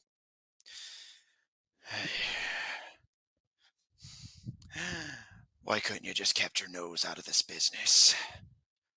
And why couldn't you, not, I guess I'm not sure what you're doing with these people, but, clearly doesn't seem like you have good intention. There's a lot going on here that you don't understand, lad, but I've What? come too far to fail now. Why don't you explain it to me then? At this point, Avaben, Flower and Fall, the two of you making your way along sneakily, you come across on the ground a pistol, seemingly boiled and bubbling, the metal parts of it warped and twisted beyond all use and seemingly abandoned. And you can Did see we the see the standoff? not yet, but you can see you're closer to that lantern light, and you can hear the sounds of conversation and what appears to be these kind of like groaning sounds of the ship's movements, which is you guys hearing the sound of him creating the staircase to walk up. Can I quietly approach to 60 feet of them? All right. Of where it sounds like this conversation is happening. Okay, Flower and Fall. Anybody who knows my spells probably knows what I'm thinking. I just thought you were, because that's what your sight is. Let's figure this. They'll stay back for now. No, I have Okay. 120 feet of dark vision. Oh yeah, because Alright. you're a drow. Flower and Fall, you fall behind a little bit as Avaben creeps further ahead. And Avaben, as you quietly creep up to an open door with a lantern hanging over it, you peek on the other side and see Paul on one end of a balcony and Nitro on the other, leveling a pistol at him. The two of them appear to be engaged in a low conversation. Well, Avaven knows that we've been caught sneaking, so is he within 60 feet at Yeah, this easily. door? Yeah. It's like, Okay. Avaven is going to try to surprise what's his name? Nitro. He's gonna try to basically surprise him, do it like a surprise levitate on him. surprise levitate. Basically, I'm hoping because he doesn't see it coming, maybe he'll have disadvantage on the save. Nope. I figured it'd be up to the DM at that point. Mm-hmm. Yeah. Let's see. One creature of your choice that you can see, rise vertically, spoken levitate, Also, unwilling. But I know he's gonna have to make it save because I know he's going to be unwilling. Mm-hmm. yeah. Also, since you're already past the door, Amanda, I was gonna thinking dimension door. Just say that direction, that amount of feet. Since you're already through, it doesn't matter now. Oh shit, I freaking forgot I had that spell.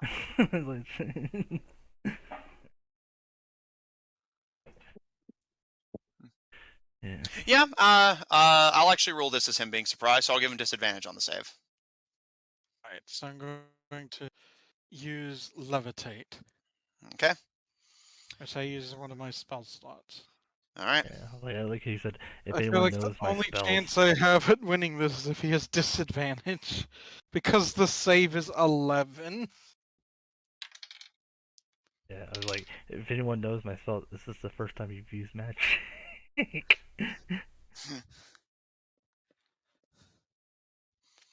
No one knows it. Did it work, Matthew? Avaben, as you cast your spell, he starts to float and looks visibly kind of surprised before he takes his unsheathed blade and kind of jams it between the railings of the balcony and forces himself back down, and kind of scanning around in his now at this point kind of perpetual fury, sees you in the doorway I cast and darkness on him. Can I just open the fucking door by now? That's what he's hoping on. He doesn't know you're there, but he figures you probably are up to something. So basically, he's going to cast darkness on Nitro to try and blind them, and then hope that whatever Sorry's doing will pull Paul out of it. Okay. Flower and Fall, you see Avaben lean out of the doorway to cast a spell, and then you don't see what happens, but you see him immediately start prepping a second. So you just see Avaben slinging spells into this room.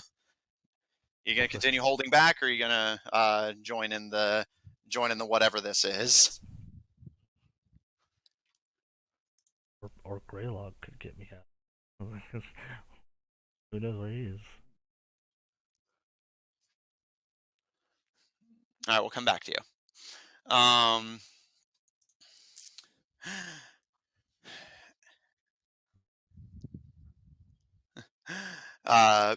Asari, as you emerge from on the other side, finding yourself back in that dank and abandoned locker room, you see that there is still a locking mechanism, and you do not exactly have the key. So you can try and either brute force it down from this direction or try and pick the lock. I don't know. I mean, I have a sword. I could try to pick the lock with my sword. I don't even know where to begin to fucking. She is not equipped for this. She's gonna try to brute force the door. All right, athletics or attack roll. Okay.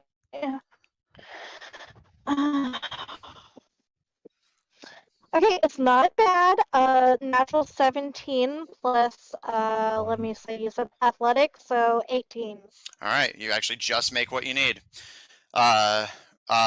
Roll for melee attack damage. Just basically considering it an unarmed strike.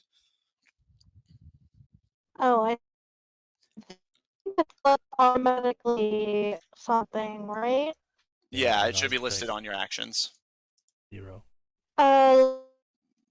Got it. Yeah, 0. Okay. Hi, baby dog.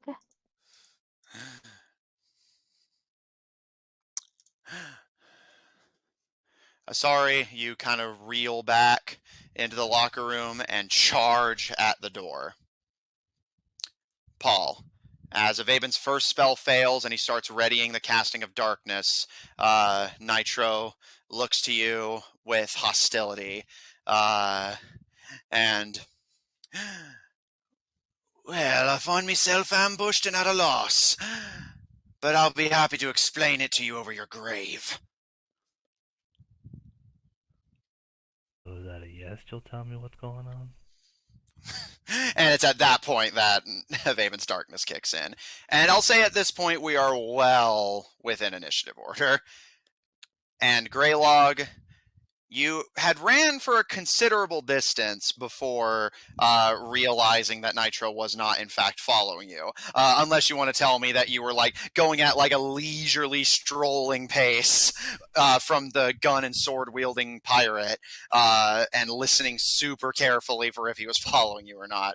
But you do start making your way back. And you can see down the hall as you turn the corner, jumping over the boiled remains of Nitro's pistol. You see Flower and Fall kind of hanging back nervously, Avaben slinging spells into the room, and Paul and Asari out of your sight, but presumably in the room with, from Avaben's spell slinging, a presumably still deeply unhappy engineer and first mate Nitro. Everyone roll initiative. Shit.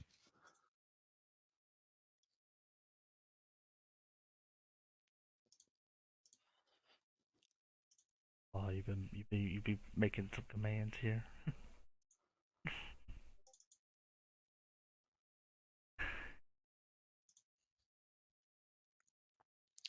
All right. By the way, since it's his spell, in theory, could Avaben get rid of his darkness at any point he wants? Yeah. I believe darkness you can freely dispel. I'll double check, but I believe that's the case. Concentration, yeah. You can, usually con spells, yeah. You can just be like, yeah, I don't want it anymore.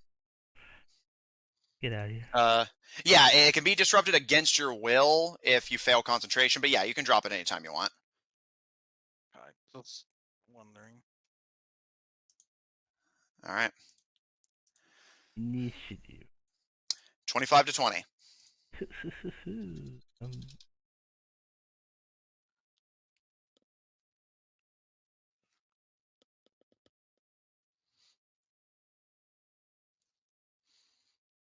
Matthew?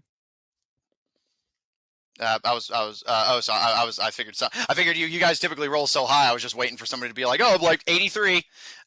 20 to 15. 17. Vaben. 15.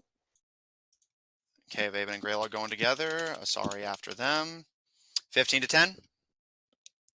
12. Twins. 10 to 5. 6. Damn, Paul. Yeah, rolled a 4. He's not very Oof. good at that initiative thing. Yeah. I don't have high initiative and didn't roll very well. All right. I believe the pirates have a saying that's applicable to this situation. Dead men tell no tales. Yeah. Until, some people are gonna have to die tonight. That's what I'm wondering. Well, let's find out. Well, Avaben's gonna try to end this quickly. Speaking of, Avaben and Greylog, you're both up. Greylog, I'm going to say, at least right now, Avaben's going to go first since he's already here. But you will get to go after him, and then we'll go in normal order from there. All right. So, I guess we'll say Avaben, that Avaben you have him in a cloud of darkness. He's gonna use the possibly moment he bought with darkness to. How far away are we? At where you are currently standing, you are about, I'll say, 45 feet from him. Then Avaben will use that moment he bought himself with darkness to move within 30 feet of him. All right, so you And he's go going to draw into the room. forged cast pistol. All right. Running into the room, you draw the forged cast pistol. And then once he's ready, he's going to drop the darkness. Okay. And then he's going to try to shoot him with the forged cast pistol. Do I have to declare the shot before I Yes, hit? you have to declare the special shot before you know if you hit or not. Just so that way you don't hit and be like, oh, I want that to be the fatal shot. All right. It's going to be the fatal shot. All right, so fatal shot. Go ahead and just make an attack. +3 bonus to attack and damage rolls. So I have +8. Wait. Because I usually it says +5 on hit DC, and it says I get +3 in the description. I'm assuming with the way D&D Beyond has been before, it's not already counting that. Yeah, it's not already counted. So yeah, you should get a +8 to this because you're considered Proficient. Yeah, you're considered proficient. The problem is that it's a firearm, so it's not considering you proficient. But yeah, you do get a +8 to this. 26 to hit. All right, that is a hit. So he's going to make a DC 19. 19 con save or instantly drop to 0 hit points. So yeah, if he or fails take 10 this, d10. If he it's like even if he succeeds, it's still a lot of damage. Mm-hmm. Is it like you can only do that like once or something, or no? Once a day. Oh, yeah, I'm thinking about my other campaign. Yeah. Mm-hmm. So how do you do? I'm double checking that actually. Just making sure he doesn't have any. He doesn't have any abilities that'll bolster him on this. Does he fail?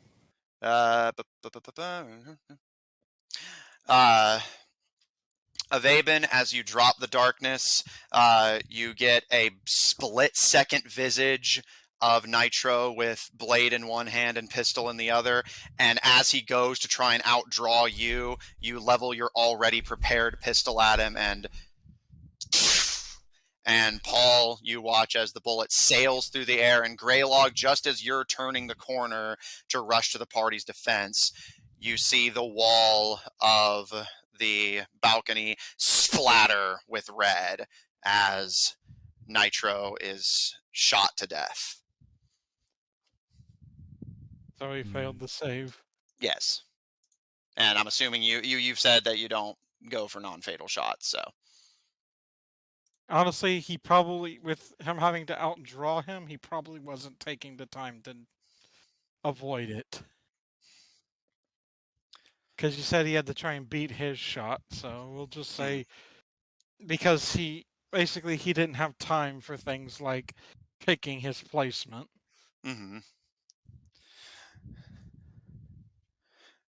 Paul, the silence that falls over the room as Nitro slumps against the back wall, slides to the ground, leaving a trail of viscera, and then breathes a very quiet last. Asari breaks down the door, although Asari, you take 18 bludgeoning damage from the impact. Is there a... Ow. Alright, so is there like an opening to the outside nearby? To the outside, other than the door leading out to the hall, no. Ow, I probably should. I mean like outside as in outside the ship. No, not that you can see. Can I save him? You can try. What do you wish to do? If Avon just says, well, he can't talk if he's dead.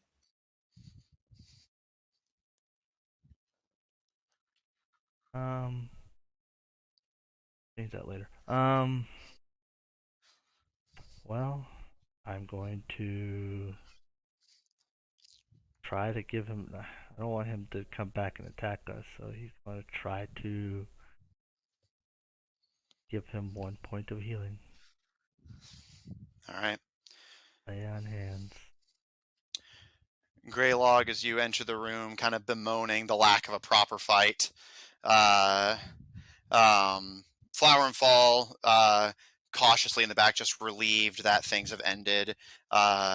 And as you enter the room and see the sight of Nitro's body, you're initially a little upset about it, but Asari and Avaben, you watch as Paul approaches the first mate somberly and places a hand over his wound. And Paul is to essentially take his head in both hands, each covering 1 point of impact from the Forge Cast pistol. You seal the bullet wound and begin to bring him more or less back. And as he was dropped his...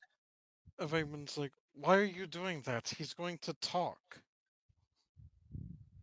Well, I don't know his... Well, first off, maybe that could be a good thing. We could talk to him, ask him what's going on more in detail. We're going to tell the captain, and then we're going to be out of the tournament and fail our primary objective, which is to acquire that spear. Well, Paul, as the pirate recovers in your grip, he shuffles and as his eyes begin to flicker open, he kind of more instinctively than anything grabs your wrist with a fast movement. But as he kind of seems to process the last few seconds he can recall before he lost consciousness, he breathes a sigh and leans back against the bloody wall. Thanks, lad. And lets his hand drop from your wrist as he breathes. Alright. He did a favor for you. Now, in return, you don't tell the captain anything. There's a lot I don't tell the captain, lad. This isn't going to change anything. Although I can't see what your interest in the spear is. We have our reasons. Yeah, they have. Well, Spear's got me concerned, but I'm more worried about what you plan on having to do with the people inside that room. Asari, as you step forward, Flower and Fall, you hover into the room, and Greylog, you start climbing up the stairs along with Avaben. Nitro looks around at all of you gathered around him, and I plan on doing nothing. I was planning to set them free as soon as I had the chance, but I couldn't yet. Oh, now I regret shooting you with this. I thought you were in on it. I'm in on it, lad, but I'm not planning to see it to its end. I have something to get out of it, and as soon as I got it, I'll throw the captain to the Brethren Court myself. And what's this plan that you don't wish to see to the end? Greylog, as you reaffirm the question, what does the captain have planned? Nitro kind of leans against the When I wall want and straight answers, I'm going to use this again. I have no plans to lie to you, lad. I've been looking out for you since you arrived on this god's-forsaken ship. I could have turned you and your mates in when I caught you the first time. I said nothing to the captain. I just figured you were doing that because we were his competitors. I don't give a god's damn what becomes of his competitors at his tournament. I have lives to save. Oh. Then, sorry about that. I had a split second to do something. Well, I'm not exactly in a place to be calling for fine judgment myself. I knew if the lot of you discovered what was behind that door, you'd rat out to go to the captain, go to the Brethren Court, and we wouldn't last the night. I will admit, I did consider telling the Swarm Storm to alert his captain. He seems like someone who would jump to do something very quickly, even if it might be a bit rash. Aye, and tain't the time for rash actions. I've been planning this for decades, and only now have I gotten the perfect chance to go for it. And So, sorry. what's the plan, and what's in it for you?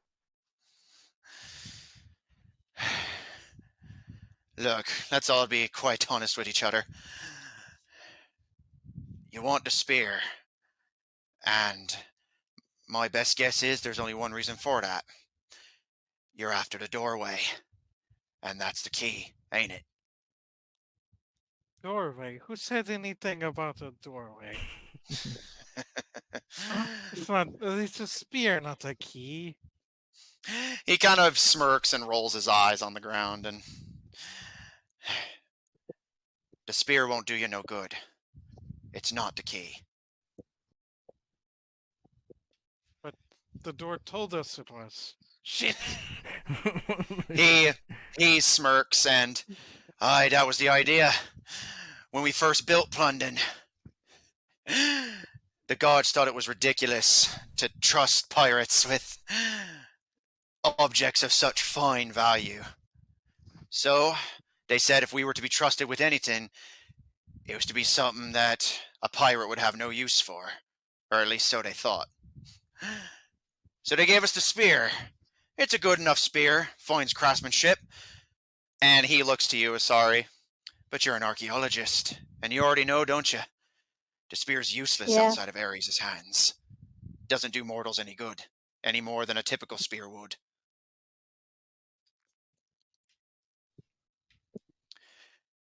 When you first came onto Plundon, you noticed the captain was wearing a wreath, like leaves upon his head.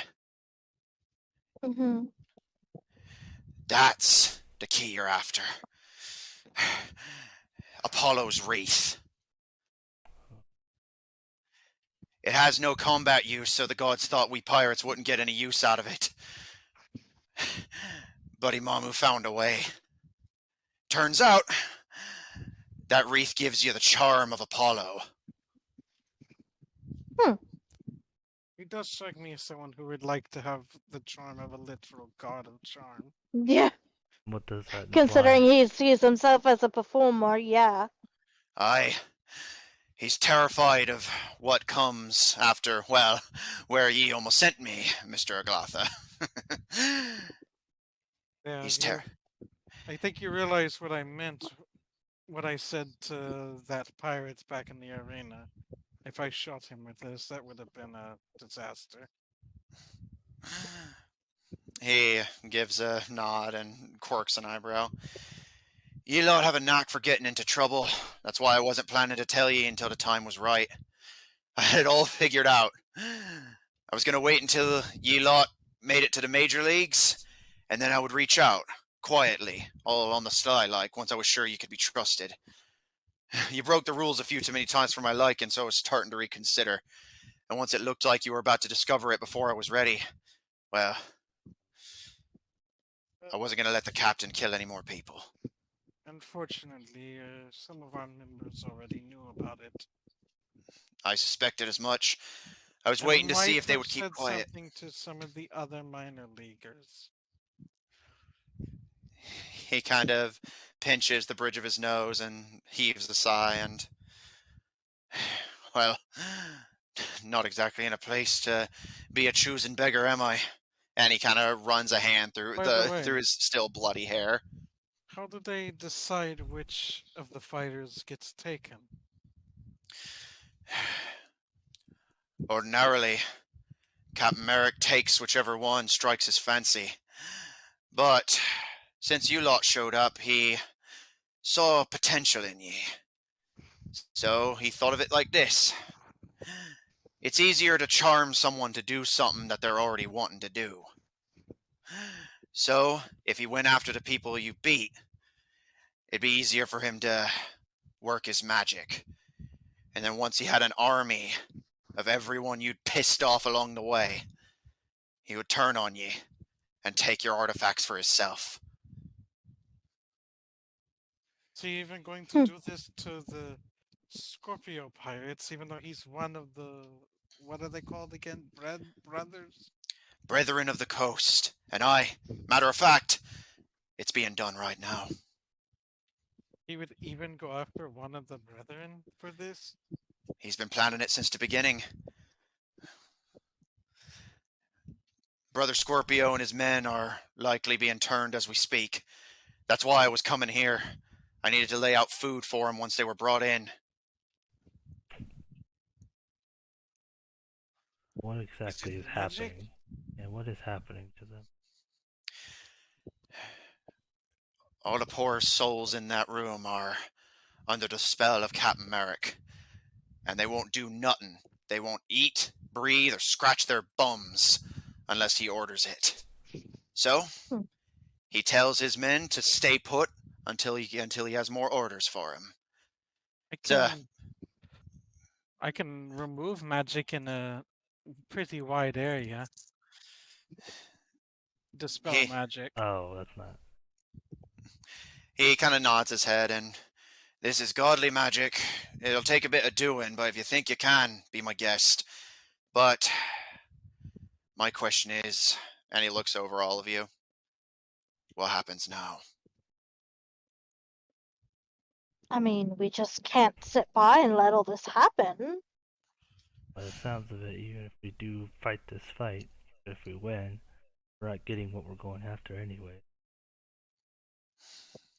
Well, I guess if that's the case, then we don't need the tournament anymore. yeah, I mean, if But if he the would find captain it has odd what we if need, he would probably find it very odd if we suddenly pulled out of the tournament. And as the two of you are debating this, Greylog kind of leans down to Nitro, and after kind of muttering to himself about the changing plans and trying to figure out options, he looks down to Nitro and, you help us beat the captain, and you get an upgrade in position. And at this, Nitro actually kind of... I'm not interested in being captain of London, He already lad. had that shot, Greylog. The captain told me about it. yes, I did. I did know about that as well. You Then pick didn't someone you answer. trust. He kind of quirks his head to you, Greylog, and that's been the plan from the beginning. That's why I was waiting. I was searching the ship top to bottom, day in, day out, trying to find where he put me, brother. Wait, your brother's still alive? We Atlantean folk live for a good long time, lass. And he has me brother Well, I somewhere. thought he Won't got tell me where. killed. Why would he kill a perfectly good minion? What happened bro- to the losers from What if- previous years? He What if he helped you find him? he kind of holds up his hands at the onflux of conflicting questions and turning his attention to Avaben first. Pardon me, lad. Repeat yourself. I heard that this legend of losers disappearing goes back away. So what was happening before? Is it the same thing? My brother and our father before us, all the previous captains of London, we would save such drastic action for the crew that threatened to sell London out to our enemies. Pirate hunters, spies. Wouldn't kill them, wouldn't even keelhaul them, just lock them up in the walls to rot. Wasn't until Captain Merritt came along that he had the idea to bring him back out afterwards. He won't tell me where he put me brother. Thinks that if I get my hands on him, I'll sell him out and make a run for it. And Which it sounds like you were planning to. oh no, lad. I'm not planning to just make a run for it once me brother's back in me arms. And he slowly, finally starts picking himself up from the ground, still supporting himself against the wall. I plan to see to it that the Brethren of the Coast know what he's been up to, and they can decide what to do with him after. Pirate justice. That's why I was waiting. I knew that once you guys made it to the major leagues, he was going to start going after the Brethren. And that would give the Brethren all the more reason to be like sharks to chum once they get wind of what he did. You're not worried that one of them might try to take London for themselves? He kind of leans against the back, and the Brethren of the Coast have enough squabble amongst themselves. With London's rightful captain returned, if anyone tries to argue, they're going to have all the other Brethren to contend with. That's why the positions of the Lords don't tend to change much, lad. It's hard to argue with murder, especially when you got 12 other people arguing against you. Did you consider he has your brother locked in the captain's room? I've checked there already. Which arena was it that had strange lights? Did you check there? Arena 1. The lights are the captain working his magic. Oh. Do you know what this incident the captain has been so worried about was? He says that somebody died. Aye, in the first round, the Star Strikers, when you ambushed them, out of the 5, 3 didn't survive. Turns out, old dragon killer magic is fickle, and resurrection is a difficult process. So he was truthful about that. What about the other wonders of London? I mean, maybe there are hints on how to find your brother. Have you looked into those? I did. All of them come from me or from the captain.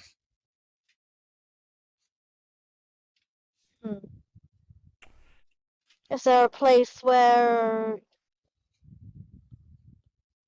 maybe he's against you going to? I'm the engineer of this ship, lass. There's very few places I'm not allowed access to. Very few. But does your brother have anything of value On him? Yes. If only this was during that round where Sorry could learn things from people's objects. Oh, God, I missed that. That was really cool. Greylog walks away and sits on the ground and begins to meditate as you all converse with Nitro. And as he starts kind of regaining his footing and kind of like limping from side to side as he readjusts himself, he looks to you, Paul, and we have a few things, family heirlooms and the like. Would a description be enough? Yes. I might be able to Well, I may not be able to find your. It may not be able to reach your brother, guaranteedly. I do know at least a spell that can help me find the object of that creature. As long as it's close by, good chance that's where he is. He kind of gives a Could slow lead to a nod. clue as well. All right. If there's more than one on a ship, is that going to throw the spell off? I'm not exactly much of a magic man.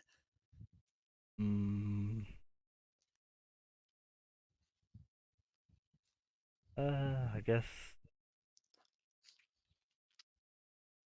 guess the more descriptive you can get, I'm not. I guess so. I'm not sure too much of this.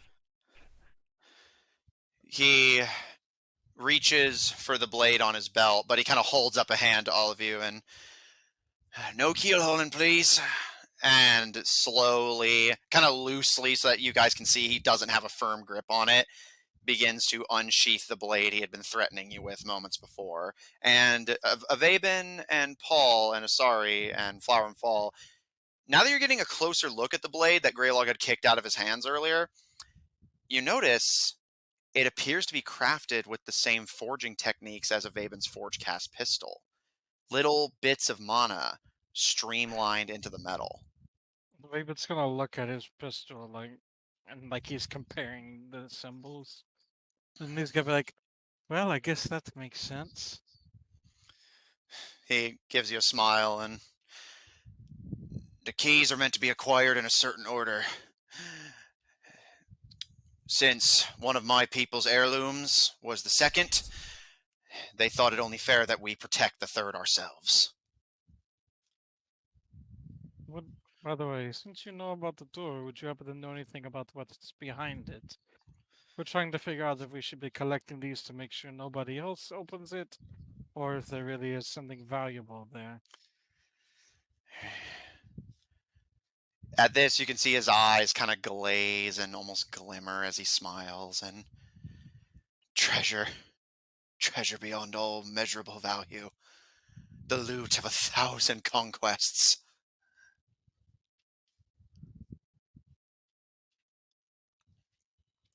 My people helped build the door, and we used it to stash our winnings. All the gathered, conquered loot of the old Second Age world, locked away, ripe for the taking. I've always dreamed of going after it myself someday. That is one story we've heard. The other story we heard, were we given a name of who was locked behind it? Yeah, Narusima, the king of beasts.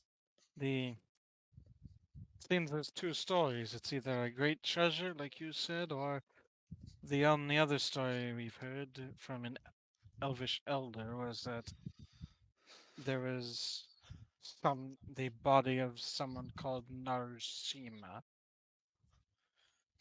and that there'd be a great curse unleashed if you opened it. Likely just the elves spreading stories to keep the loot for themselves. Nordosima is dead, and he ain't coming back anytime soon. I mean, we are in the land of magic. We never know what he could have cast on that thing if he was as powerful as they say. Admittedly, I don't know the story of how he was killed. Knowing those warlord types, it was probably his enemies when they came to get him. At this, he does kind of look thoughtful, and I can't say. The doorway was crafted by my people to hold our winnings, but after all was said and done,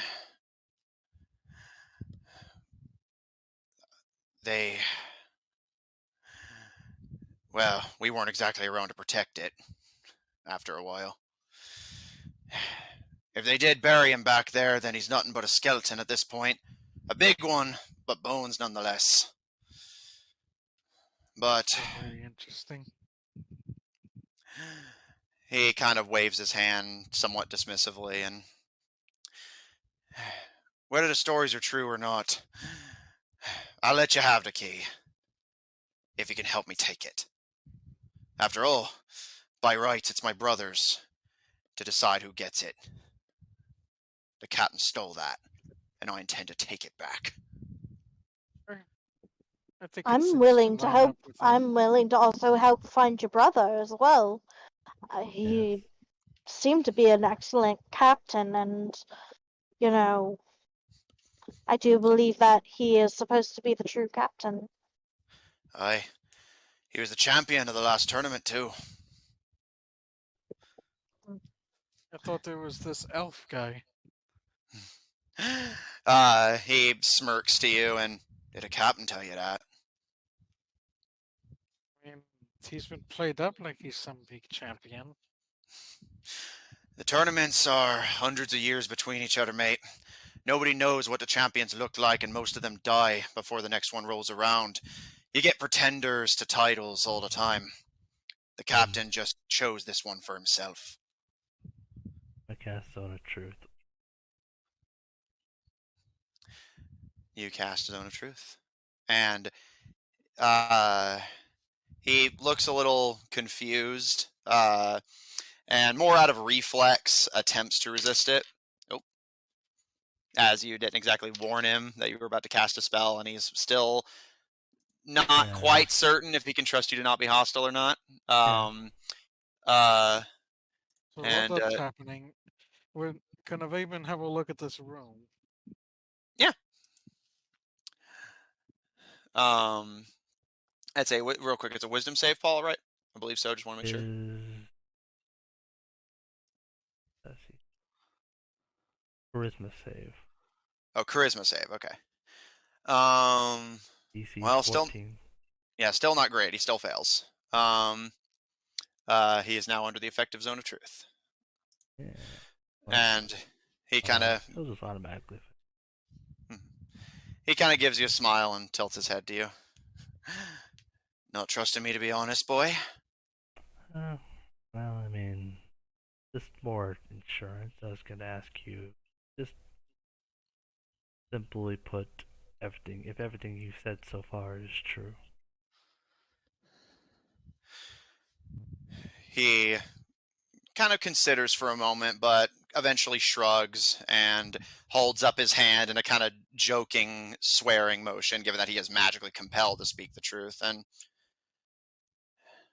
I want to help these poor souls, and I want the captain off the throne. But I can't act until my brother is safe. I know he's still alive on the ship somewhere, trapped in the walls. I just need to figure out where. And he holds out the hilt of his own sword to you. And if you do not trust me on that, then you might as well run me through. And I'd be more than happy to put in a word to have you receive the wreath of Apollo and a spear of Ares if you should wish it. I have no use for them, and he kind of gives a smile, and I suppose by rights, beating the captain is winning the tournament in its own way, doing it pirate style, as it were. As for the door itself, go on. Do you think that we should maybe fill somebody in, like one of the brethren, or do you think we should still wait? He kind of sighs, and my plan's to wait. I need to wait until word spreads of Brother Scorpio's disappearance, because the brethren aren't going to unite for anything until they think their own lives are in danger. If we tell them now, they're just going to start fighting amongst themselves like squabbling cocks, and we're going to get nowhere, and the captain will kill us all. That seems fair.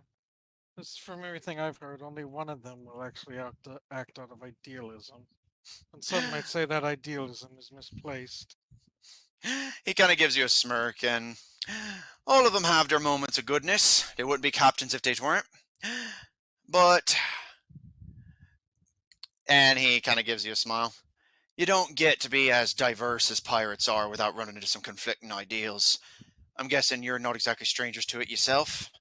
I heard a little bit of you two, and he kind of gestures to Avaven and Paul on either side of him, getting a wee bit snappy when I was yes. coming back from the dark. Oh yes, we have a lot of disagreements about about my methods.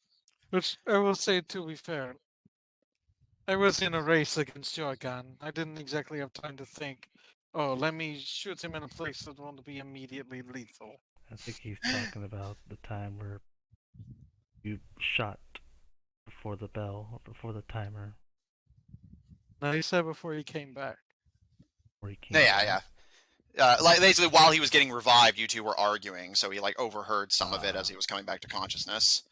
And he kind of holds up his hands to you, Avaven, and not casting judgments or despairing, just making an observation. Even people from the same place can be radically different folk. Get people as diverse as pirates from all over the seas, you're bound to run into fights. We have our methods of resolving conflicts, but whenever people like Imamu show their faces, that's whenever our backs are up to the wall. We won't start working together until needs must, and sometimes by the time needs must, you don't have the resources. I understand pirates already have their backs to the wall. He kind of gives a slow nod, and I guess the moment is just going to be another wall. Now you'll be officially in a corner. he kind of gives you a smirk, and aye. But... And he pauses before looking to you, Paul, as Avaven, you start to investigate the room as you wanted to. So what now, Paul? Well, I guess you'll look over his weapon. Sure if my magic, if it's exactly identical to this one, will protect this one or not. But And he kind of nods, seeing like he kind of expected that answer, and gives you a smile. Well, I appreciate the help, lad, and for saving me skin. And I don't intend to let that favor go unrewarded. And he looks over all of you in the room as Avaven's looking around, and Greylog is meditating, and the rest are listening. We're on the same side, us and I. And I can't take the captain down alone. but Well, I'm guessing going off your plan, you don't want me to dispel this magic, or try to dispel this magic yet. He kind of bites his lip, and I don't like it any more than any of you do, but the captain's not going to let them die on his watch. They're valuable to him. And as long as that remains the case, we can trust him not to slit their throats in their sleep. And I guess I could try to see if I can't further identify it at least. And I will at will detect magic. all right. Does I use a slot still? At will, just I like believe a it's cantrip. Essentially, it's a cantrip. yeah. If it's a racial feature, you can only use it once a day. But if it's just at will, then yeah, you can just do it as many times as you feel like. But let me see which it is for you. Yeah, detect magic is drow magic. Yeah, you can do it once a day as a freebie. Okay.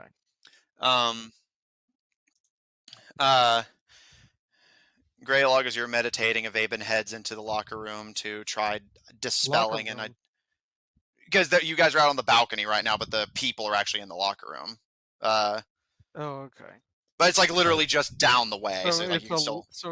So the sleeping people are in another locker room, right? Yeah, basically a locker room that was presumably used during a previous tournament that Imamu probably had Nitro seal off, since he is the engineer after all, and he seems to have been in on it. Seal it off so that nobody would find them. And from what Nitro said, Imamu is using his charm of Apollo to basically make them want to just sit there and not do anything. And Nitro comes in here with food occasionally, which is why he keeps patrolling this area. And his plan is, from what he says, supposedly right this second in one of the arenas, the Scorpio sailors are being brainwashed and will be taken here themselves. And Nitro hopes that once that happens, the Brethren will actually be motivated to work together without fighting, since they'll think there's an enemy that is unanimously against them rather than anything else. I I guess wonder how much it'd affect this plan if he chose not to go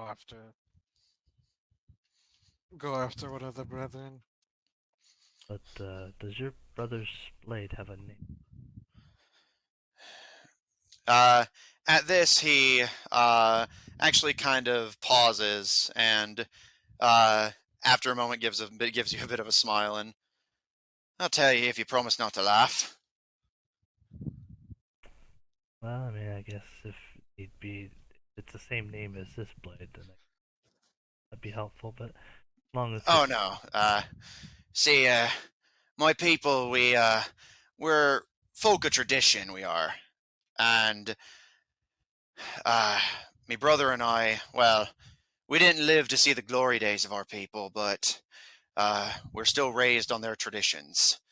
And my brother and I were raised to be warriors since we were little toddles. And he kind of smiles playfully, and as soon as well, that sounds rather aggressive. a lot of outsiders, even back in the day, thought it was awful barbaric. Say what you will, but it made us damn good fighters. You had to be back in the Second Age. And as soon as we were old enough to walk and talk, our parents gave us blades that we were supposed to maintain and build on and all that, forge their legends or some such. And, well, my brother was a bit of a late bloomer in the talking department. Didn't learn to speak Atlantean or the common tongue until, well, much older than I was at the very least. So he named it the best thing he could with his little toddle tongue. Calls it mush. That's not terrible. He said that apparently what he wanted to name it was Mash, like the masher of my enemies, but couldn't get the word out proper, and by the time our folks realized his mistake, it was too late to change it. Now you see that would have been dumb because it's a sword. It doesn't mash things. He kind of raises an eyebrow to you, and in our defense, lad, we were little tykes at the time. Weren't exactly savvy on the intricacies of weapon use in war. Fair enough. May I see your blade? Might be able to find it then. He nods and hands you the blade he had been offering you, and putting his hands on his belt with his hands now completely unoccupied, he looks around at all of you nervously as Avaben, you head to investigate the victims, and Paul, you look over the sword, and Greylog, you meditate as he looks to Asari and Flower and Fall as the only unoccupied people in the room, and whatever you're going to do in here, do it quick. I won't say a word to the captain, I swear it. And he gestures to Paul, who's still zone of truthing him. And just keep this conversation to yourselves. I'll reach out to you as soon as I'm ready for the next step of the plan. But, and he looks to you, Paul, as you're focusing on the blade, and if you can find me, brother, please. And I guess with that, he'll kind of describe the blade himself as he's going to cast locate object, and then as he finishes describing the blade, he'll say the name. What was it? Mush, yeah, Mush. Yeah. Mush, the Atlantean blade. Yeah, so if the blade is, as long as the blade's within 1,000 feet from me. 1,000 feet, you say? Does Raven learn anything else about the nature of this magic using detect magic? Using detect magic, I'll give you more details as we go, but I will say one thing you definitely get is that the magic is divine in nature and appears to be a highly advanced charm. Basically, the reason you guys couldn't find any sign of physical force is because it's not physical. They're basically charmed into wanting to sit in one place, even if they subconsciously would give literally anything to get up and walk around. I'm pretty sure it's common knowledge that elves are immune to that, right? You're not. You are resistant. You're immune to being put to sleep magically, but you are resistant to charms. Yes. Oh, I have an advantage against it. Okay, yeah. Yeah, but yeah, elves do have a natural resistance to being charmed. And Greylog, you continue to meditate on reaching out to the goddess of death that you had entered the debt of, Hela. As Paul, while Avaben is studying the victims, Greylog is reaching out divinely, and Flower and Fall and Asari are watching everyone flit about. Nitro kind of nervously shuffling as he seems eager to get everything back in its place before the captain gets here. Paul, you detect the blade mush. And it tells you its exact location, correct? No. It tells me the direction and if it's moving. If basically I can sense the direction of the object location for the next 10 minutes as long as I concentrate. Mm-hmm. And if it's in a motion, I can the direction of its movement. Okay. The direction, you do detect it. The direction is deeper into the ship. I will say from your current location, you know that it is below you and deeper, like essentially further into the ship. I'll say the best approximation you can get of its location is either it's definitely below you, so wherever the blade is, it's either in the engine rooms or somewhere in the arenas. Well, as he kind of gets this direction, he'll kind of tell him as it seems like it's around, he'll point towards the direction, downward a bit, right? Mm-hmm. He'll point towards the direction he senses it in that direction. Is there anything of importance over there? The engines. I'll give him a check tonight. Other than that, I can just think of is the arenas, but I've checked them. I've checked them up, down, top, and bottom. But I can't imagine it being the engine rooms. I'll give it a look, I swear it. Just honestly, I could see the captain finding that very hilarious. That your brother is right under your nose every single day. You can see Nitro's teeth grit, and by the powers, you're right. I need to check again. But, and he holds up his hands. That can wait. For now, you have a fight to win. Well, if need be, we can. We could just go over there either tomorrow or in the morning, or kind of get a better idea where it is. He gives you a nod. Consider it done. I'll come and fetch ye tomorrow night then. Patrols will be lessened, and the captain still trusts me. Even if he catches us, I'll cover ye. Now, all of ye, get out of here while you we can. had to use the restroom.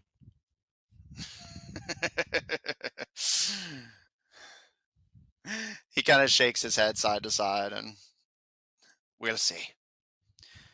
Best of luck to all of ye, and all the killing me aside. Again, sorry about that. Didn't realize you were on our side. He kind of holds up a hand, splaying his fingers, and smiles. Thank ye. Admittedly, I did try to levitate you to maybe talk you down.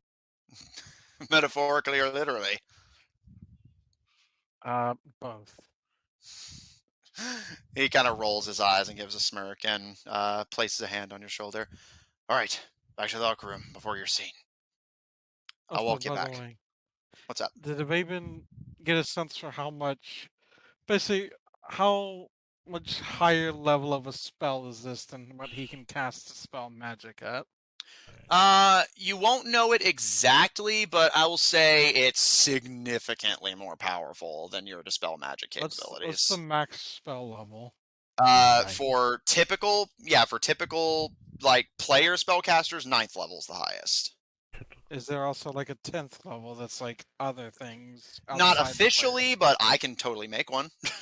Okay, so let me see. It's DC equals 10 plus the spells level. So at worst, we're looking at a probably up like a 19. DC 19 with But- my spell casting ability, which is dexterity, right? Your Because spellcasting I'm a ability is ranger. wisdom. Wisdom. Yeah, like dexterity's not. Yeah, that's why it's kind of, I mean, not low, but like on the low side, because Dex is like what? Because I'm guessing you're looking at your spell list. That's the roll they have to make. Your spells just work off of your wisdom. Okay, well it says Okay, so it says any spell above 3rd level or lower on the each spell of 4th level or higher on the target, make an ability check using your spell casting ability. The DC equals 10 plus the spell's level.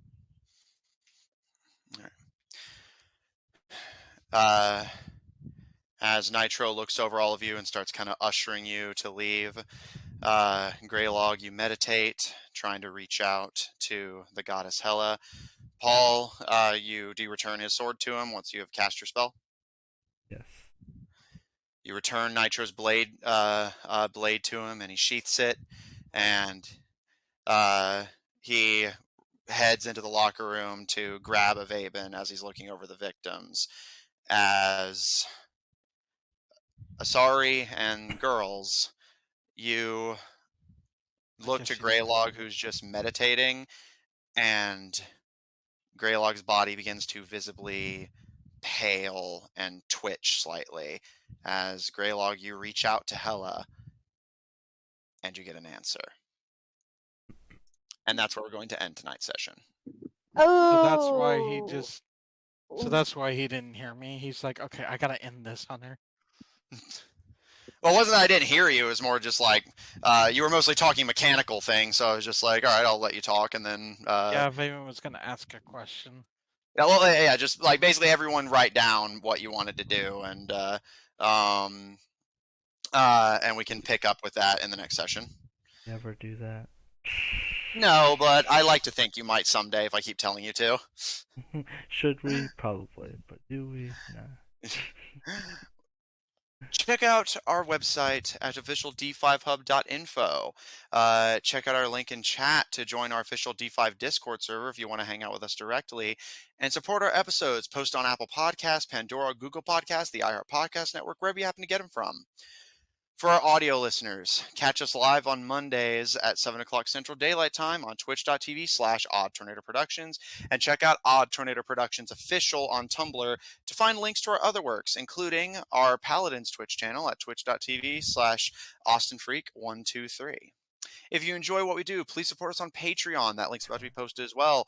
On Ko-fi at kofi.com/oddtornadoproductions. And follow us on Twitter at twitter.com/tornadoodd. The TNO are in fact capitalized. And if you want to see more of this party, plus or minus a few, tune in Tuesdays for our Tuesday game of Black Ink and Blue Blood, also taking place at 7 o'clock Central Daylight Time on all the same channels, featuring a party of politicians and nobles trying to unravel a political conspiracy if they can stop stabbing each other in the back. Thank you sincerely, everyone at home, so much for watching. Thank you sincerely, everyone at the table, so much for playing. And we'll see you all next week. Yeah. See ya.